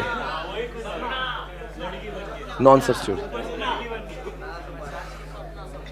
वो मसाज करते रहता है कुछ तो। दोस्तों 2 कॉन्सेप्ट हमने किए, जिस एक और ले ले। क्या घर जाना है, ब्रेक चाहिए? 1 मिनट का सॉन्ग होगा, पर ब्रेक नहीं है, आप कहीं बाहर नहीं जाएंगे, बिकॉज मुझे 10:15 को क्लास खत्म करना है। बोले कुछ काम है आपका, जिन लोगों का कुछ मिस हो रहा है ना, make sure I will repeat it, don't worry. कौन सा भोजपुरी? लॉलीपॉप, लिपस्टिक, वीडियो अच्छा है ना इसका? वायर नहीं ना? आज खास फरमाइश लिपस्टिक को लगाया जाए, भाई देख लेना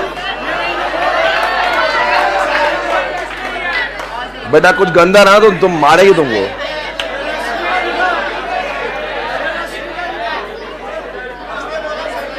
ये बोल रहे इधर से।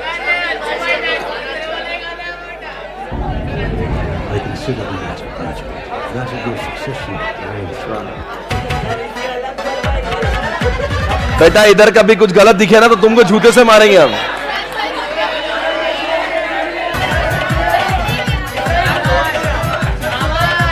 यही गाना है क्या?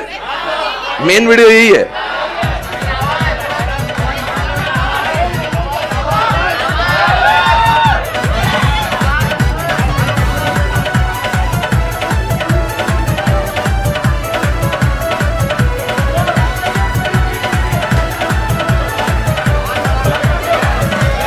भैया कुछ गलत निकले ना तो तुमको नचाएंगे हम यहाँ पे।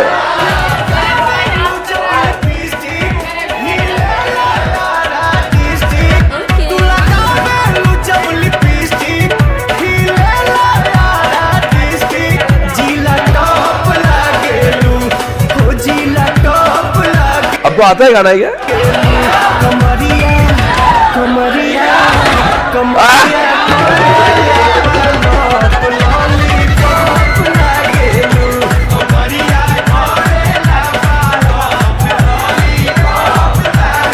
जितने लोग लाइव स्ट्रीमिंग में स्क्रीन ऑफ करें, घर वाले भी गलती से मुझे ये गाने के सामने देखेंगे ना, तो जो थोड़ा बहुत विश्वास है उनका मेरे ऊपर,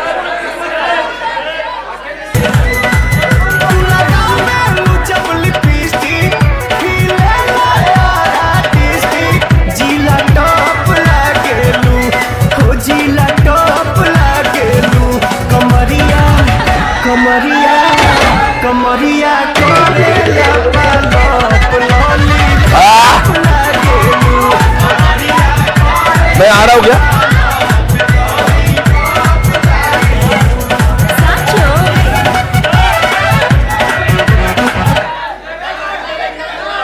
एक दूसरा लगा रहा हूं। कौन सा? सपना चौधरी। कौन सा?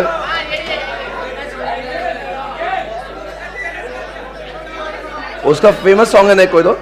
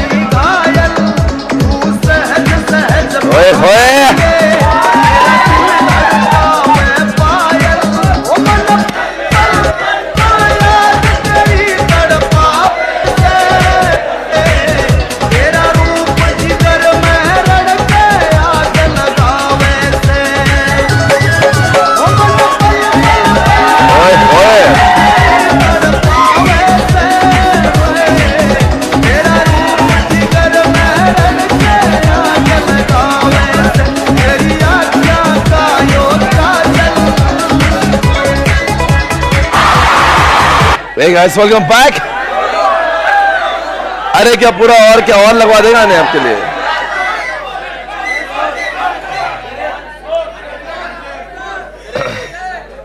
हम एक बार हरियाणा में गए थे।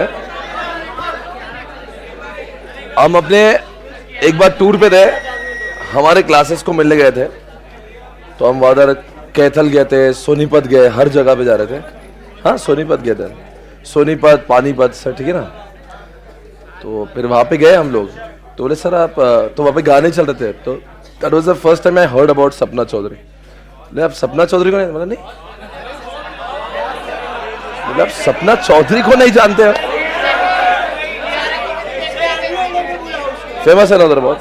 मतलब बोले सर आप ये बॉलीवुड कुछ नहीं है इसके अंदर, इधर का पूरा बॉलीवुड यही है। तो तब then I understood she is, फिर बाद में बिग बॉस में भी आई थी, right? She is very famous, okay. Anyways guys, welcome back. So moving on the next concept, are you ready for it? I said, are you ready for it everybody?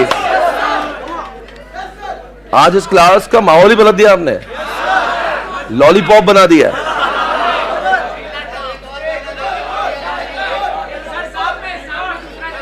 सबसे ज्यादा खुश हो रहा आजमगढ़ आज, उसको इतना मजा है ना।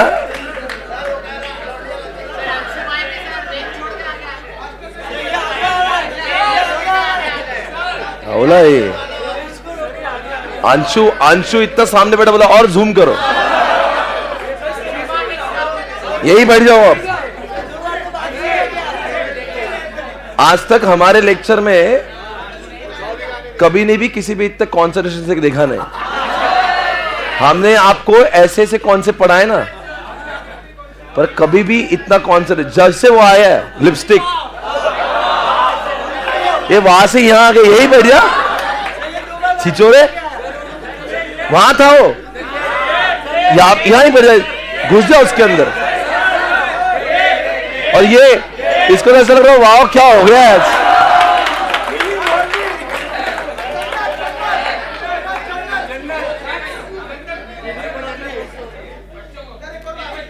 हाँ अच्छा, सभी लोग चैप्टर 3 का एक कॉन्सेप्ट है जिसका नाम है, वो कॉन्सेप्ट 15 मिनट्स में खत्म कर दे। आज का तीसरा कॉन्सेप्ट जो मेरा टारगेट है वो खत्म होगा। वहां पे एक कॉन्सेप्ट है जिसका नाम है, आपको मेरी आवाज ठीक आ रही है? 3.02। सभी लोग ध्यान दे, बहुत ही बड़ी बड़ी बातें करेंगे, ये कॉन्सेप्ट में ही बड़ी बातें हैं। सभी लोग ध्यान दे।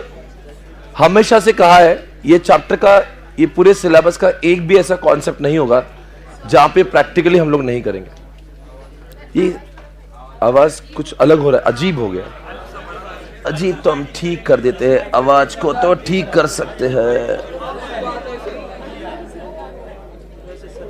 अभी देखना, अभी ओके है, अभी ठीक हो गया होगा। Okay fine.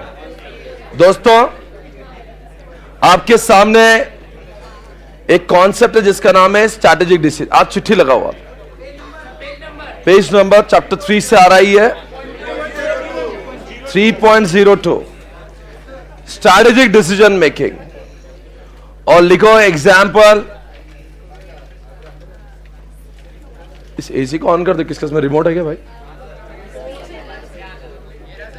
इसको ऑन कर दो यार।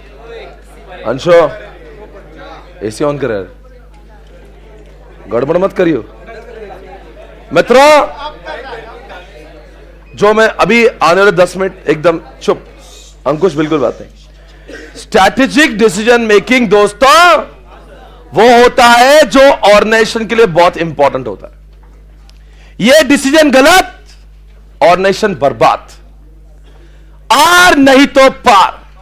बिकॉज यहां पे बहुत पैसा लगा होता है, बहुत सारे रिसोर्सेस लगे होते हैं। ये कुछ चिल्लर डिसीजन नहीं है। जैसे ऑर्गेनाइजेशन को इस काम वाली बाई को हायर करना है, क्या उस काम वाली बाई को, क्या फर्क पड़ता, खराबी तो दूसरी लेकर आएंगे। इस लैपटॉप को लेना है, दूसरे क्या फर्क पड़ता, खराब हुआ दूसरा लेकर आएंगे, तीसरा लाएंगे। ये मोबाइल को लेना है, ये प्रिंटर लेना है ऑफिस में, क्या दूसरे, ये सारे डिसीजन है जरूर पर चिल्लर है। इसको स्ट्रैटेजिक डिसीजन मेकिंग नहीं कहते। कोई भी ऐसा डिसीजन जिसके वजह से ऑर्गेनाइजेशन की जिंदगी धोखे में आ सकती है, ऑर्गेनाइजेशन का सर्वाइवल का वाट लग सकता है। बहुत बड़ा डिसीजन, बहुत बड़ा। हाँ, जैसे मित्रों, मर्जर्स,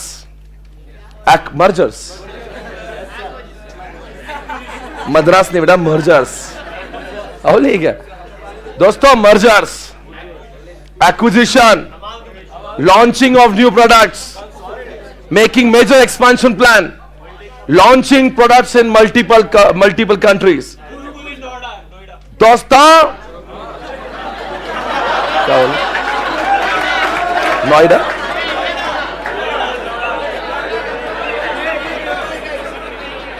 उससे थोड़ा प्रोनाउंसिएशन का थोड़ा प्रॉब्लम है।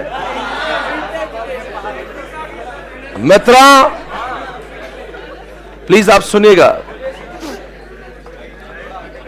आवाज बंद तो मैं आगे जाता हूं। ऐसे बहुत डिसीजन होते हैं जहां पे ऑर्गेनाइजेशन के खराब डिसीजन से कोई फर्क नहीं पड़ता। फैक्ट्री 6 घंटे चलाना है, 6.5 घंटे, what difference, it makes nothing. Organization में इन्वर्टर लेना, जनरेटर लेना नहीं लेना, what difference, it makes nothing. But mergers, acquisition, जैसे कि फेसबुक ने इंस्टा को एक्वायर किया, फेसबुक ने व्हाट्सएप को लॉन्च किया। आपको पता फेसबुक व्हाट्सएप कितने में आया था? फेसबुक ने व्हाट्सएप को जब एक्वायर किया, हम स्टोरी बता रहे हैं आपको, you will go crazy to know about it. WhatsApp का ओनर का नाम था, कभी सुना उसका नाम? Acton, John Acton. देखो ओनर, भाई क्या दिख रहा है? ओ दोस्तों, हम आपको ले जा रहे हैं व्हाट्सएप के फाउंडर के पास, जॉन एक्टम। सॉरी, मैंने दोनों नाम मिक्स कर दिए, Jan Koum and Brian Acton.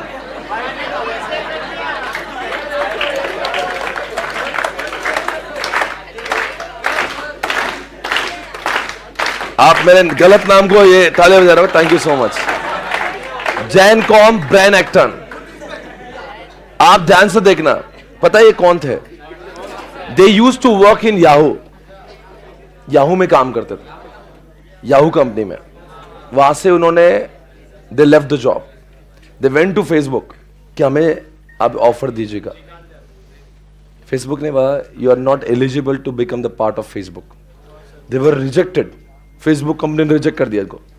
उनको लगा यार हम बहुत बेरोजगार हो गए, तो मस्ती मस्ती में उन्होंने व्हाट्सएप बनाया। बेरोजगार थे ना, उनको लगा था कुछ तो भी, क्या अभी आजकल ऐप का जमाना चल रहा है, चलो ऐप बना लेते हैं। उन्होंने व्हाट्सएप को मस्ती मस्ती में बना दिया मैसेंजर कि ताकि लोग इंटरनेट से मैसेज कर सके। व्हाट्सएप की दीवानगी इतनी ज्यादा इस कदर बढ़ने लगी कि फेसबुक वॉज थ्रेटन्ड। व्हाट्सएप के जो डाउनलोड्स है वो इतने बढ़ने लगे, ग्रोथ पूरी तरह से ग्रोथ 10-20 ऐसे, अब पीएलसी का ग्रोथ है ना वैसा ग्रोथ भाग रहा। और फेसबुक मैच्योरिटी पे आ गया और फेसबुक डिक्लाइन पे भी आने लगा। यार ये बोल रहा है कि यार मार्क ज़करबर्ग बोल रहा है ये तो ये अलग ही नया लेवल पे आ गया। इसने गलती से फेसबुक को कॉपी करके डाल दिया ना, तो हर मोबाइल में वैसी व्हाट्सएप है, लोगों को मैसेंजर भी हो जाएगा और फेसबुक की फीचर भी दे देगा, तो मैं तो कहीं का ना रहूं।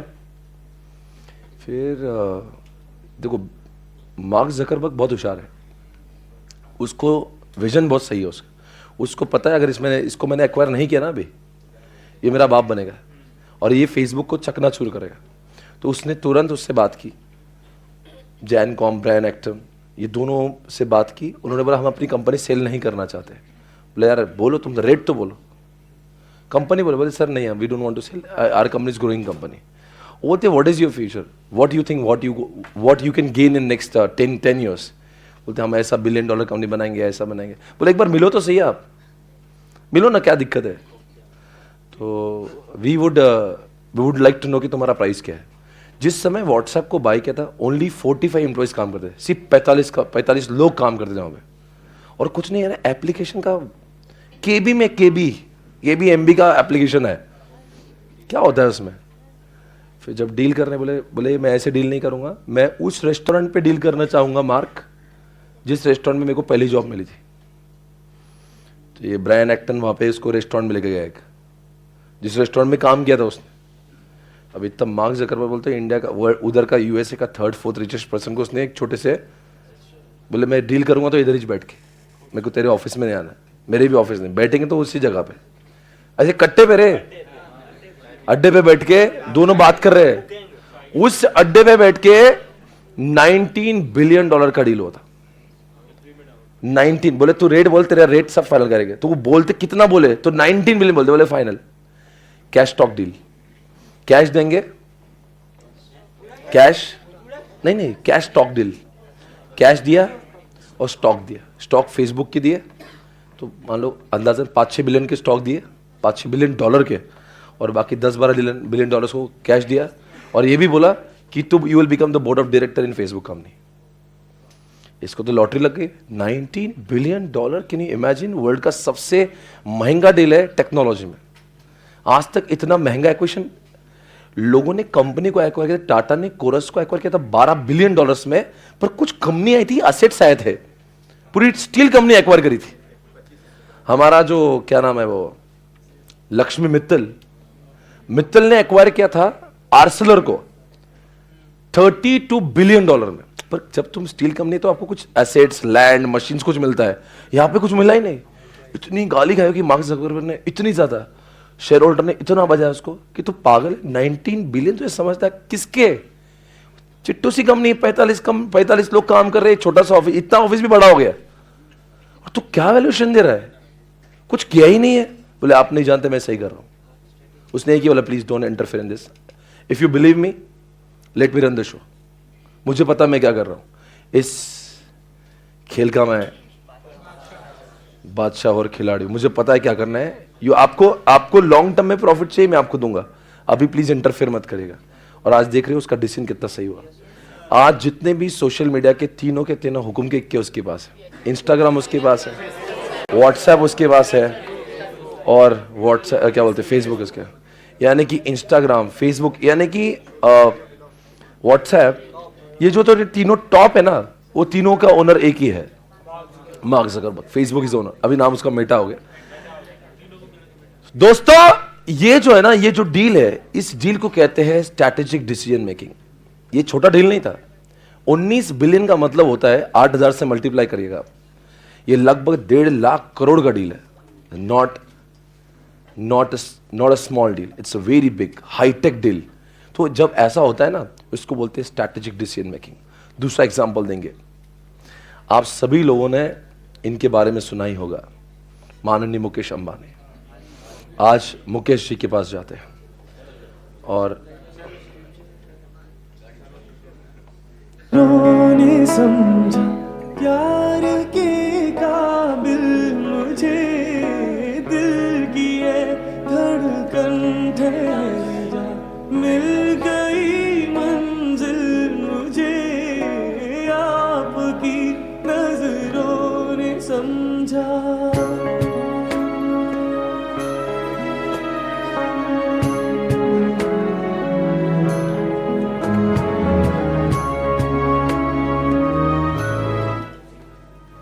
आपको पता है यहाँ पे जियो जब लॉन्च किया था ना, जियो जब लॉन्च किया था, आप नहीं जानते होगे मैं जो बोल रहा हूँ. ये अगर सक्सेस स्टोरी सुनोगे ना आप, आपको आपके दिल में मुकेश जी की इज्जत और बढ़ेगी. मैं देख रहा हूँ कि वो एक शायद से यही है वो.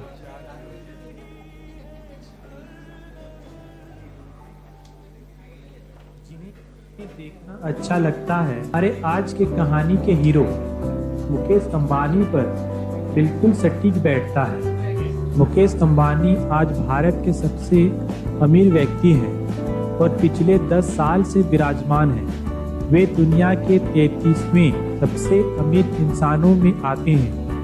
मुकेश अंबानी ने जियो को लॉन्च कर टेलीकॉम इंडस्ट्री के हिस्ट्री को पलट कर रख दिया.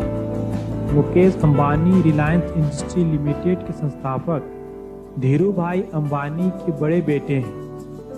धीरू भाई अंबानी यमन में एक पेट्रोल पंप में काम करते थे. जब मुकेश अंबानी का जन्म हुआ तब वे भारत लौट आए और अपने परिवार के साथ मुंबई में 2 कमरों वाले मकान में रहने लगे और यहीं से उन्होंने अपना पॉलिस्टर का बिजनेस स्टार्ट किया. मुकेश अंबानी ने अपनी स्कूली पढ़ाई हिलगेरेंज हाई स्कूल से हुई. उन्होंने अपनी आगे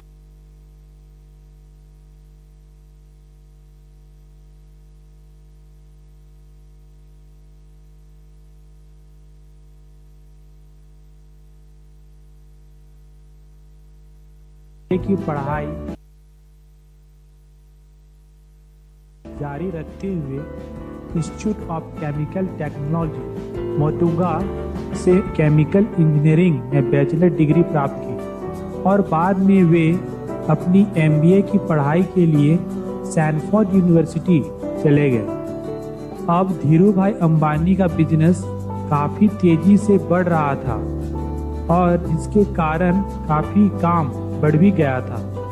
इस परेशानी का एहसास मुकेश को भी हुआ और वे अपना एमबीए की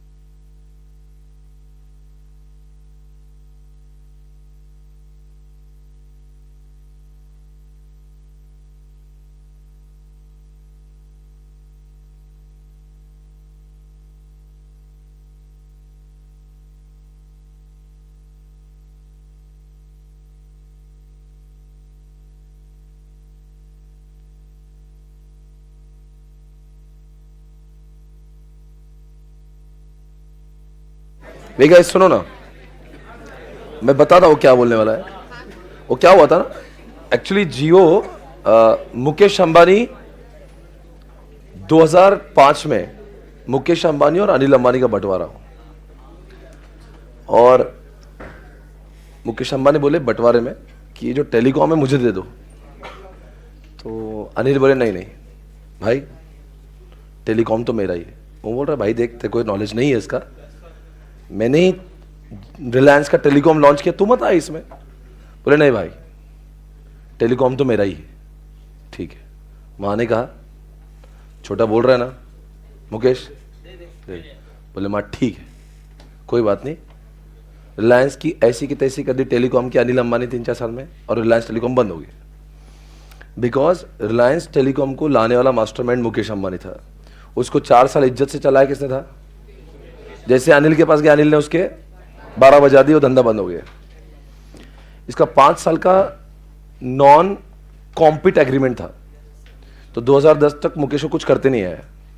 अब मुकेश का नॉन कॉम्पिट खत्म हो गया।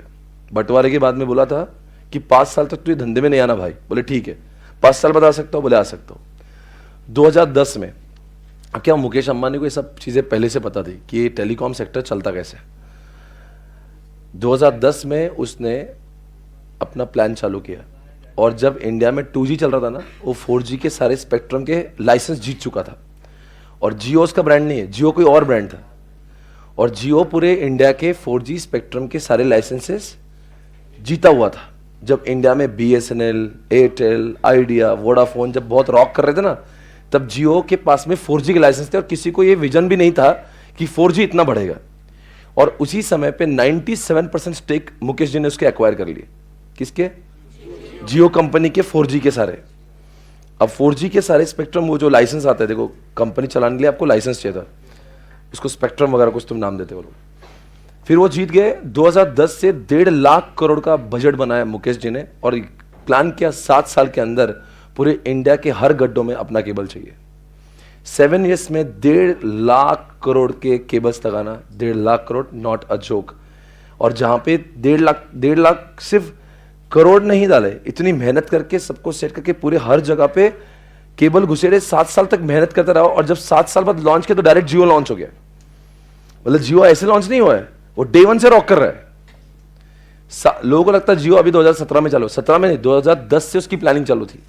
जब जियो आया ना, जो जितना उसका नेटवर्क था ना, तो उतना 1.5 लाख करोड़ का जो केबल है, एयरटेल, वोडाफोन और BSNL तीनों का मिला के भी नहीं होगा, उससे ज्यादा जियो का अकेले का था। और जियो, मतलब ये देखो, ये मास्टरमाइंड देखो, मतलब कि ऐसा कि चारों कोने चित है। 2017 में जब उसने लॉन्च किया तो बाकी कंपनी ने जब देखा ये तो क्या कर रहा है यार, जहां पे लोग जब 2G ठीक से नहीं जान रहे थे, ये 4G लॉन्च कर चुका था। कॉम्पीट करे तो कैसे करे ना। अगर इतना केबल अगर एयरटेल वो सोच भी लेना डालने का, तो उनको 2022 होने वाले थे, यानी कि 5 साल तो केबल घुसेड़ने लगेंगे इंडिया में। उसको फाइबर ऑप्टिक केबल बोलते हैं। तो 5 साल तो मतलब सोचा कि ऐसा बजा है ना कि इंसान को समझ भी आया कि बज रही है, तो कुछ नहीं कर पाए, क्योंकि आपको 5 साल अब लगेंगे और केबल डालना है। तो अभी तो करेगा तो क्या करे? बात पैसे की नहीं, सिर्फ बात पैसे की नहीं, तक मार्केट बनाए कैसे, केबल डाले कैसे, ये कॉन्सेप्ट है। यही है मुकेश अंबानी का गेम प्लान। और मुकेश अंबानी का स्ट्रैटेजिक डिसीजन मेकिंग है 1.5 लाख करोड़ डालना। It's not a small decision. और आज उसी के लोग बोलते 2022 में मुकेश अंबानी का जियो नंबर 1 हो गया, पर मेहनत 2017 से 5 साल के अंदर नहीं हुई। 2010 से काम चल रहा, तब जाके 22 में हिट हुआ। ये है मुकेश अंबानी। उसका वीडियो एक है जो बहुत ही अच्छा बोलता है, उसमें बहुत तारीफ करता है। थोड़ा सा आवाज कम कर दे भाई। अब जरा देखना है पे मैं आपको फेसबुक के एक्विजिशंस दिखाता हूं। इस बंदे की तारीफ करो कम है यार, होशियार बंदा है ये फेसबुक वाला। अब इसका जो मेटावर्स में काम कर रहा है ना, ये आने वाले समय में समझेगा आपको कि फेसबुक कहां से कहां निकल गया। Virtual reality. आवाज थोड़ा कुछ तो कम कर भाई, कुछ तो गलत हो रहा है, बस फट रहा है ऐसे। Mike check check check. ये देख लीजिएगा, इससे आपको मार्क जकरबर्ग का दिमाग का अंदाजा लगेगा। कौन है ये? सोचने की बात है, फेसबुक ने व्हाट्सएप को $19 बिलियन में लिया, गूगल ने यूट्यूब को लिया 1.6। आवाज पूरा बेस पहले मेन मास्टर कम कर दे, पहले तो कम किया और थोड़ा सा कम कर दे। ओके, अब देखो दोस्तों क्या है ना, यहां पे आपको गूगल यूट्यूब दिख रहा होगा, दिख रहा है? कितने में बाय किया? कब बाय किया था इसको? ये बाय किया था 2001 में। 2001 में यूट्यूब को बाय किया गूगल ने।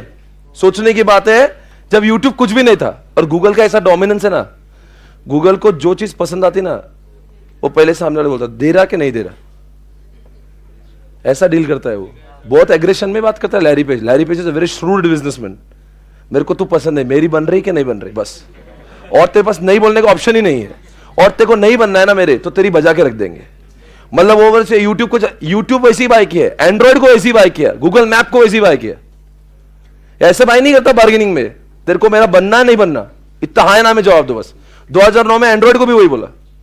एंड्रॉइड उसका नहीं था, एंड्रॉइड किसी और का था। गूगल ने ऐसे डंके की चोट पे, बन रहा कि नहीं बन रहा बोल, डील तेरी, पैसे मेरे, पर मेरा बनना पड़ेगा, और नहीं बनेंगे तो एंड्रॉइड 2.1 मेरा बनेगा। वो गूगल पे भी वैसे ही बाय किया तेज को। वो नहीं बोल रहा था मुझे नहीं चाहिए, मुझे नहीं बेचना है, बोले देखना मुझे दे दो। गूगल पे उसका नहीं था, वो तेज एप्लीकेशन था पहले, वो गूगल ने बाय किया उसको। यूट्यूब उसका नहीं था, उसने बाय किया। एंड्रॉइड उसका नहीं था, 2009 में एंड्रॉइड पॉपुलर है, उसको खरीद लिया। 2007 में गूगल मैप को खरीद लिया, वो अपना मैप, जो अपन मैप यूज करते हैं। ये सारी चीजें सब उसने बाय करी हुई है। किसी और, जब वो कोई फेमस बनता है ना, गूगल उसको ले लेता है। और धमकियां कैसे देता, ऐसे डील नहीं करता। ये मार्क ज़करबर्ग थोड़ा सा अच्छा आदमी है, ये गूगल वाले लोग स्ट्रूड है। फेसबुक, इंस्टाग्राम देखिएगा, और ये जो डील है ना 1 बिलियन की, दोस्तों ये डील बहुत, ये सोचने की बात है। ये इंस्टाग्राम को बाय किए थे इन्होंने सिर्फ 2012 में। मैं आपको दिखा रहा हूं, इसका एक्विजिशन का डेट दिखा रहा हूं। अरे बहुत सस्ते में बाय किया था इसने। अरे सोचो, जब इंस्टाग्राम कुछ नहीं था, आज इंस्टाग्राम का वैल्यूएशन, कौन है वो भाई? इंस्टाग्राम बोल तो अलग लेवल पे चल रहा है अभी तो। इंस्टाग्राम इज द,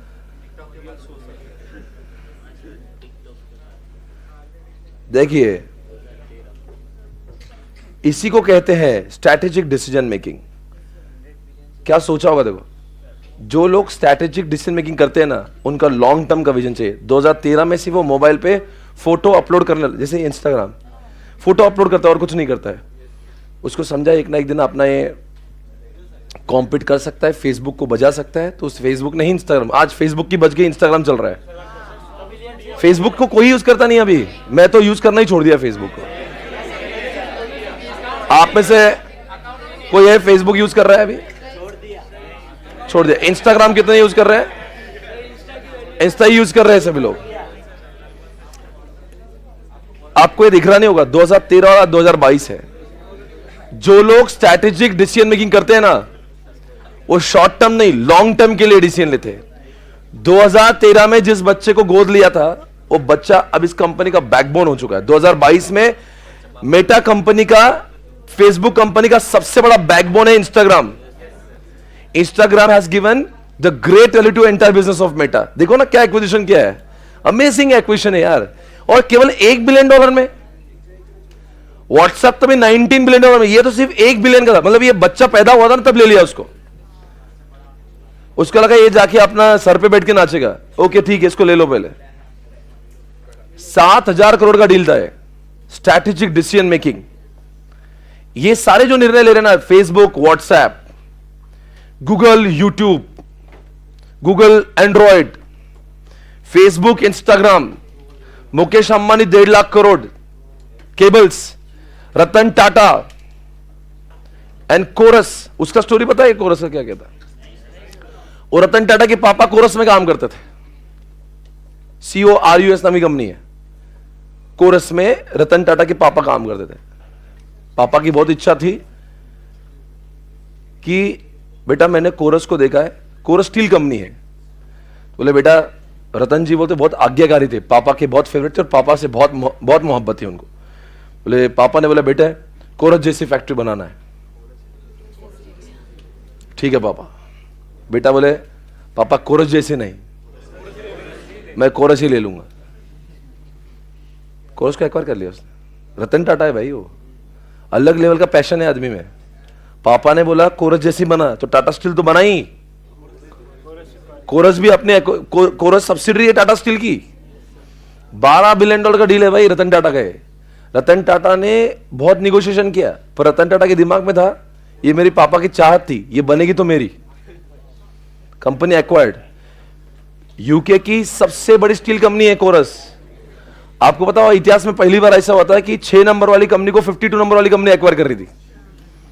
यानी कि टाटा स्टील 52 था वर्ल्ड के रैंकिंग में, कोरस 6 नंबर पे था। तो रतन टाटा बोले मेरा रैंक है तेल लगाने, मैं तो बाय करूंगा इसको ही, मेरे पापा की पसंद है। तो एक्विजिशन के बाद में कोरस को एक्वायर करने के बाद में टाटा स्टील फिर वर्ल्ड के टॉप 10 रैंकिंग में आ गया।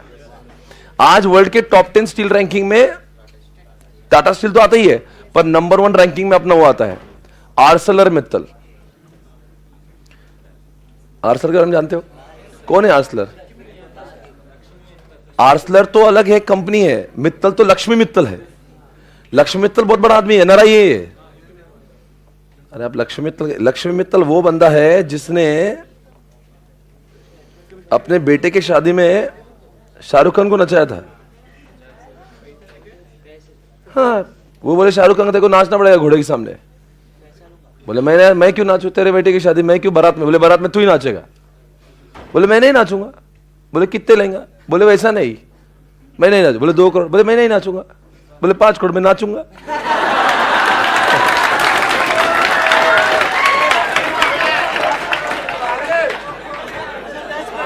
हाँ? अरे यार 5 करोड़ देके 1 घंटा नाचने ही ना। अब मुकेश अंबानी अपने बच्चों की शादी में बुलाता है ना एक्टर्स को, तो वहां पे फ्री में नाचते, यहाँ पे पैसे से नाचेंगे। ये लक्ष्मी मित्तल है, ये इनके नाम पे यूके का सबसे महंगा बंगलो है। ये ऐसा भारतीय यूके में जाएंगे तो सबसे बड़ा और सबसे महंगा बंगलो आज भी इन्हीं के नाम पे दर्ज है। ये बहुत बड़ा टाइकून है। इनका एक स्टेटमेंट है, वर्ल्ड में कोई भी स्टील कंपनी अगर अपने आप को बेचना चाहते हो तो मैं हमेशा बाय करूंगा। I am the buyer of all the 6 companies of steel. जो भी कंपनी मर रही है मुझे बोल लगाना, मैं बाय कर लूंगा। ये स्टील का किंग है वर्ल्ड वाइड।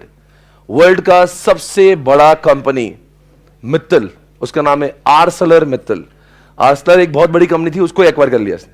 वो भी कितने में? $32 बिलियन, यानी कि भारत का आज तक का सबसे बड़ा मेजर एक्विजिशन फॉरेन का, 2.5 लाख करोड़ से ज्यादा। ये बंदा बहुत पहुंचा हुआ है बंदा है। अरे ये ऐसा नहीं है, ये लक्ष्मी मित्तल बोलते इसके भी अपने चर्चे है अलग। ये अभी भी इंडिया के टॉप 10 रिचेस्ट पर्सन में आता है। दिखा देखो, मैन ऑफ स्टील।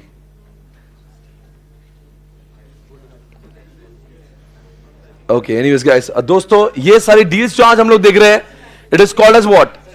ये सारे के सारे फैसले स्ट्रैटेजिक डिसीजन मेकिंग के नाम पे है। ये छोटे डिसीजंस नहीं है, these are what? Big decisions taken by the organization. जो हाल ही में अभी हमने उस दिन न्यूज़पेपर में देखा था, जोमैटो ब्लिंकिट। जोमैटो के पॉइंट ऑफ व्यू से ब्लिंकिट जो है, it is nothing but, come on guys, it is a strategic decision making. Are you getting this point? कितने में बाय किया था उसको? लगभग कुछ 4000 करोड़ में बाय किया था। दोस्तों बायजूस ने आकाश को एक्वायर किया लगभग $1 बिलियन में। It was not a small decision, it was a strategic decision making. Strategic decision making हमेशा टॉप लेवल के लोग लेंगे या बॉटम लेवल के? सोच के बताइए। मतलब रतन टाटा ने जब इसको एक्वायर किया कोरस को, तो रतन टाटा खुद भी शामिल होगा, और मुकेश अंबानी जब जियो का लॉन्चिंग कर रहे होंगे तो खुद शामिल होंगे। तो सबसे पहले आप अपने बुक पे टॉप लेवल का वर्ड हाईलाइट कर दीजिएगा। ये कॉन्सेप्ट हमारा हो चुका है, एग्जांपल लिखवा दूंगा। Major dimension of strategic decisions are, number 1 underline करो, टॉप। दिख रहा होगा टॉप मैनेजमेंट, पेज नंबर है 3.02। ऐसे निर्णय कौन लेता है? ऐसा रोके एवरीवन। आपसे मेरा अगला सवाल है, ऐसे इधर देखो मेरे पास, ऐसे निर्णय लेने के लिए ज्यादा पैसे लगते हैं कम? बहुत पैसे लगते हैं, यानी लोग भी ज्यादा लगते होंगे।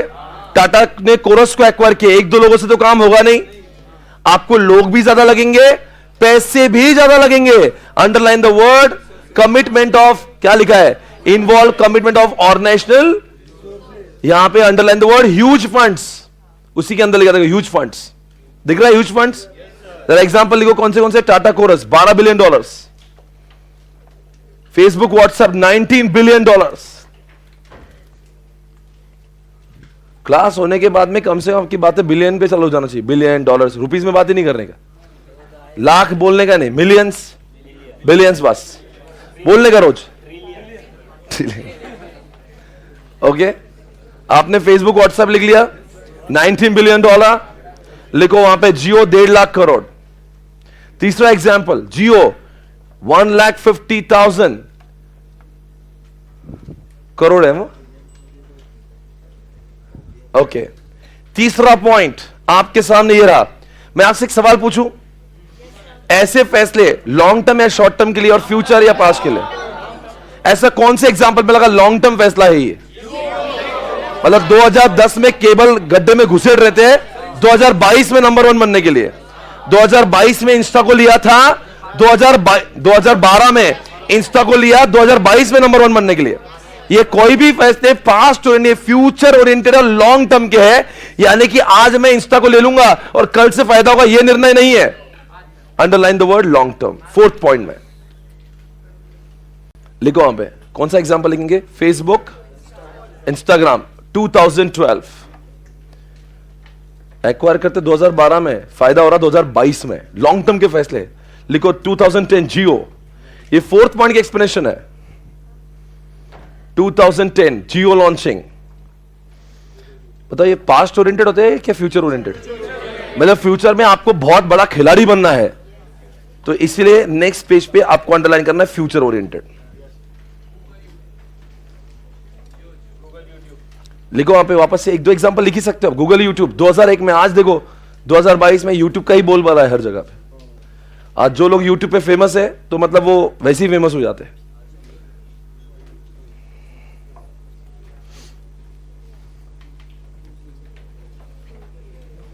हो गया होगा आपके? एक बात मैं आपसे पूछूं, सोच के बताना, टाटा ने कोरस को एक्वायर किया था तो कुछ सोच के लिया होगा या ऐसी, मतलब क्या ऐसे फैसले लेते समय आपके बहुत इंफॉर्मेशन आपके पास में होती है क्या नहीं होती है? मतलब अभी सोचिए, एक बार बताइए, टाटा ने जब कोरस को लिया होगा तो कोरस के शेयर होल्डर क्या सोच रहे हैं, उसके स्टील का वैल्यू क्या है, उनका गुडविल क्या है, वहां के लोग कितना अच्छा काम कर रहे हैं, उनके प्रोडक्ट का डिमांड है कि नहीं, स्टील का फ्यूचर क्या होने वाला है, क्या इन सारी फैक्टर को भी सोचा गया होगा कि नहीं? आप मुझे बताइए, मुकेश जी ने 2010 में केबल में 1.5 लाख करोड़ डाले, यानी मुकेश जी के इसमें इंफॉर्मेशन थी कि आने वाले समय में 4G 5G चलने वाला है, यानी कि बहुत सारी इंफॉर्मेशन गैदरिंग के बाद ही इंसान ऐसे निर्णय लेता है। My question is, do it, अरे अपन एक मोबाइल लेने जाते 10 बार सोचते यार, 10,000 का मोबाइल यार, यहाँ 1-1 लाख करोड़ डाल रहे हो, थोड़ा तो सोचते होंगे ना। इसलिए बच्चों पॉइंट नंबर 3 में अंडरलाइन करो,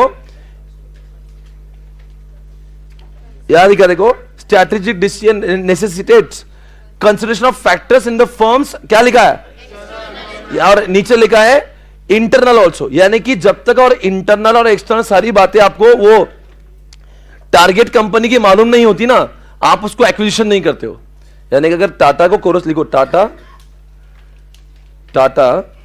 point number 3, Tata should have, बोलो, ऑल द इंफॉर्मेशन अबाउट किसका, कोरस का, CORUS, कोरस, बिफोर, क्या बिफोर एक्विजिशन,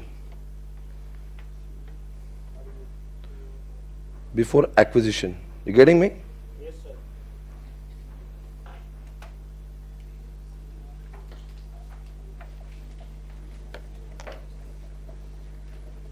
सही है? और लास्ट पॉइंट एक बात मुझे बताना है आपको, जहां पे लिखा है वो बोलते हैं 6 point, as they involve organization in totality they affect the different sections of the organization with varying degree. वो बोलते हैं एक बच्चा अगर जो बहुत बड़ा अपने एक्वायर किया, अगर वो फेल हुआ ना तो सारे बच्चों के ऊपर परिणाम हो जाता है। कैसे बताओ? आपने बहुत सारा पैसा $19 बिलियन व्हाट्सएप में लगा दिया और व्हाट्सएप फेल हुआ ना तो फेसबुक के सारे बच्चों के ऊपर परिणाम हो जाएगा। घर के अंदर एक बच्चा बहुत पैसे खर्च करता ना, बाकी दोनों तीनों बच्चों के ऊपर पैसों का शॉर्टेज हो जाता। तो अगर मान लीजिए मेरे पास में फेसबुक भी है, व्हाट्सएप भी है, इंस्टाग्राम भी है, और अगर फेसबुक अगर इतना पैसा डाल के खराब हो गया या नहीं चला तो उसका इंपैक्ट तो फेसबुक पे भी होगा, उसका इंपैक्ट तो इंस्टाग्राम पे भी होगा। समझ में आ रहा मैं क्या बोल रहा हूं? तो बोलते ये इतने बड़े फैसले हैं जिसका इंपैक्ट सिर्फ उस पर्टिकुलर एक्विजिशन तक सीमित नहीं होगा। अगर ये डिसीजन गलत हुआ तो उसका भुगतान जो है सबको करना पड़ेगा, बिकॉज आपका पैसा बहुत लगा हुआ है। नहीं समझ रहे? अरे अगर मान लो बायजूस का जो डिसीजन है ना आकाश को लेने का खराब हो गया ना, तो पूरा बायजूस का एंटायर सारा का सारा वो है यूनिट है वो पूरा खराब हो जाएगा। बिकॉज जब कोई आप मेजर डिसीजन लेते हो, जब आप जहां पे बड़ा दाव खेलते हो और वो खराब हो जाता है ना, तो उसका भुगतान जो है बाकी भी तो आएगा ही ना यार। इतना पैसा लगाया था, जो बड़ा बच्चा वही खराब हो गया, जिससे बहुत आस थी, जिससे बहुत आशाएं थी वही खराब हो गए, तो बाकी तो फिर तो इफेक्ट हो गए। तो बोलते हैं इतने बड़े डिसीजन है, it will have a multiple impact if it doesn't work. समझ आ रहा है? लास्ट पॉइंट इजी है। तो बताओ बच्चों, स्ट्रैटेजिक डिसीजन मेकिंग जो सबसे हमने पहले स्टार्ट की थी, आप एग्जाम्पल थोड़ा 2-4 लिख देंगे वहां पे, सिर्फ एग्जाम्पल, कॉन्सेप्ट के ऊपर लिख दो। एग्जाम्पल हमेशा याद रखना चाहिए। एग्जाम्पल यहां पे स्ट्रैटेजिक डिसीजन मेकिंग एग्जाम्पल लिखो। कौन से एग्जाम्पल? फटाफट लिखो, 4-5 लिखो। Facebook, WhatsApp 19 billion, Google, YouTube 1 billion, कितना था 1.2 समथिंग, 1.2 बिलियन। उसके बाद में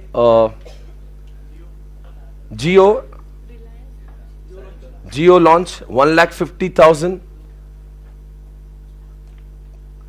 crore. Tata Corus $12 billion, Tata Corus $12 billion. उसके बाद में लक्ष्मी मित्तल आर्सलर, आर्सलर का स्पेलिंग बाद में देख लेना घर पे, ARCE कुछ तो LOR, Mittal Arcelor $32 billion. Zomato Blinkit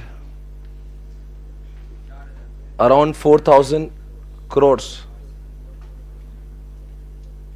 okay, सारे एग्जांपल्स खत्म। बच्चों बता दो, ये 6 पॉइंट्स आपको बगैर देखी याद हो गए तो समझ आना, कॉन्सेप्ट समझाए, देख के नहीं बोलने का।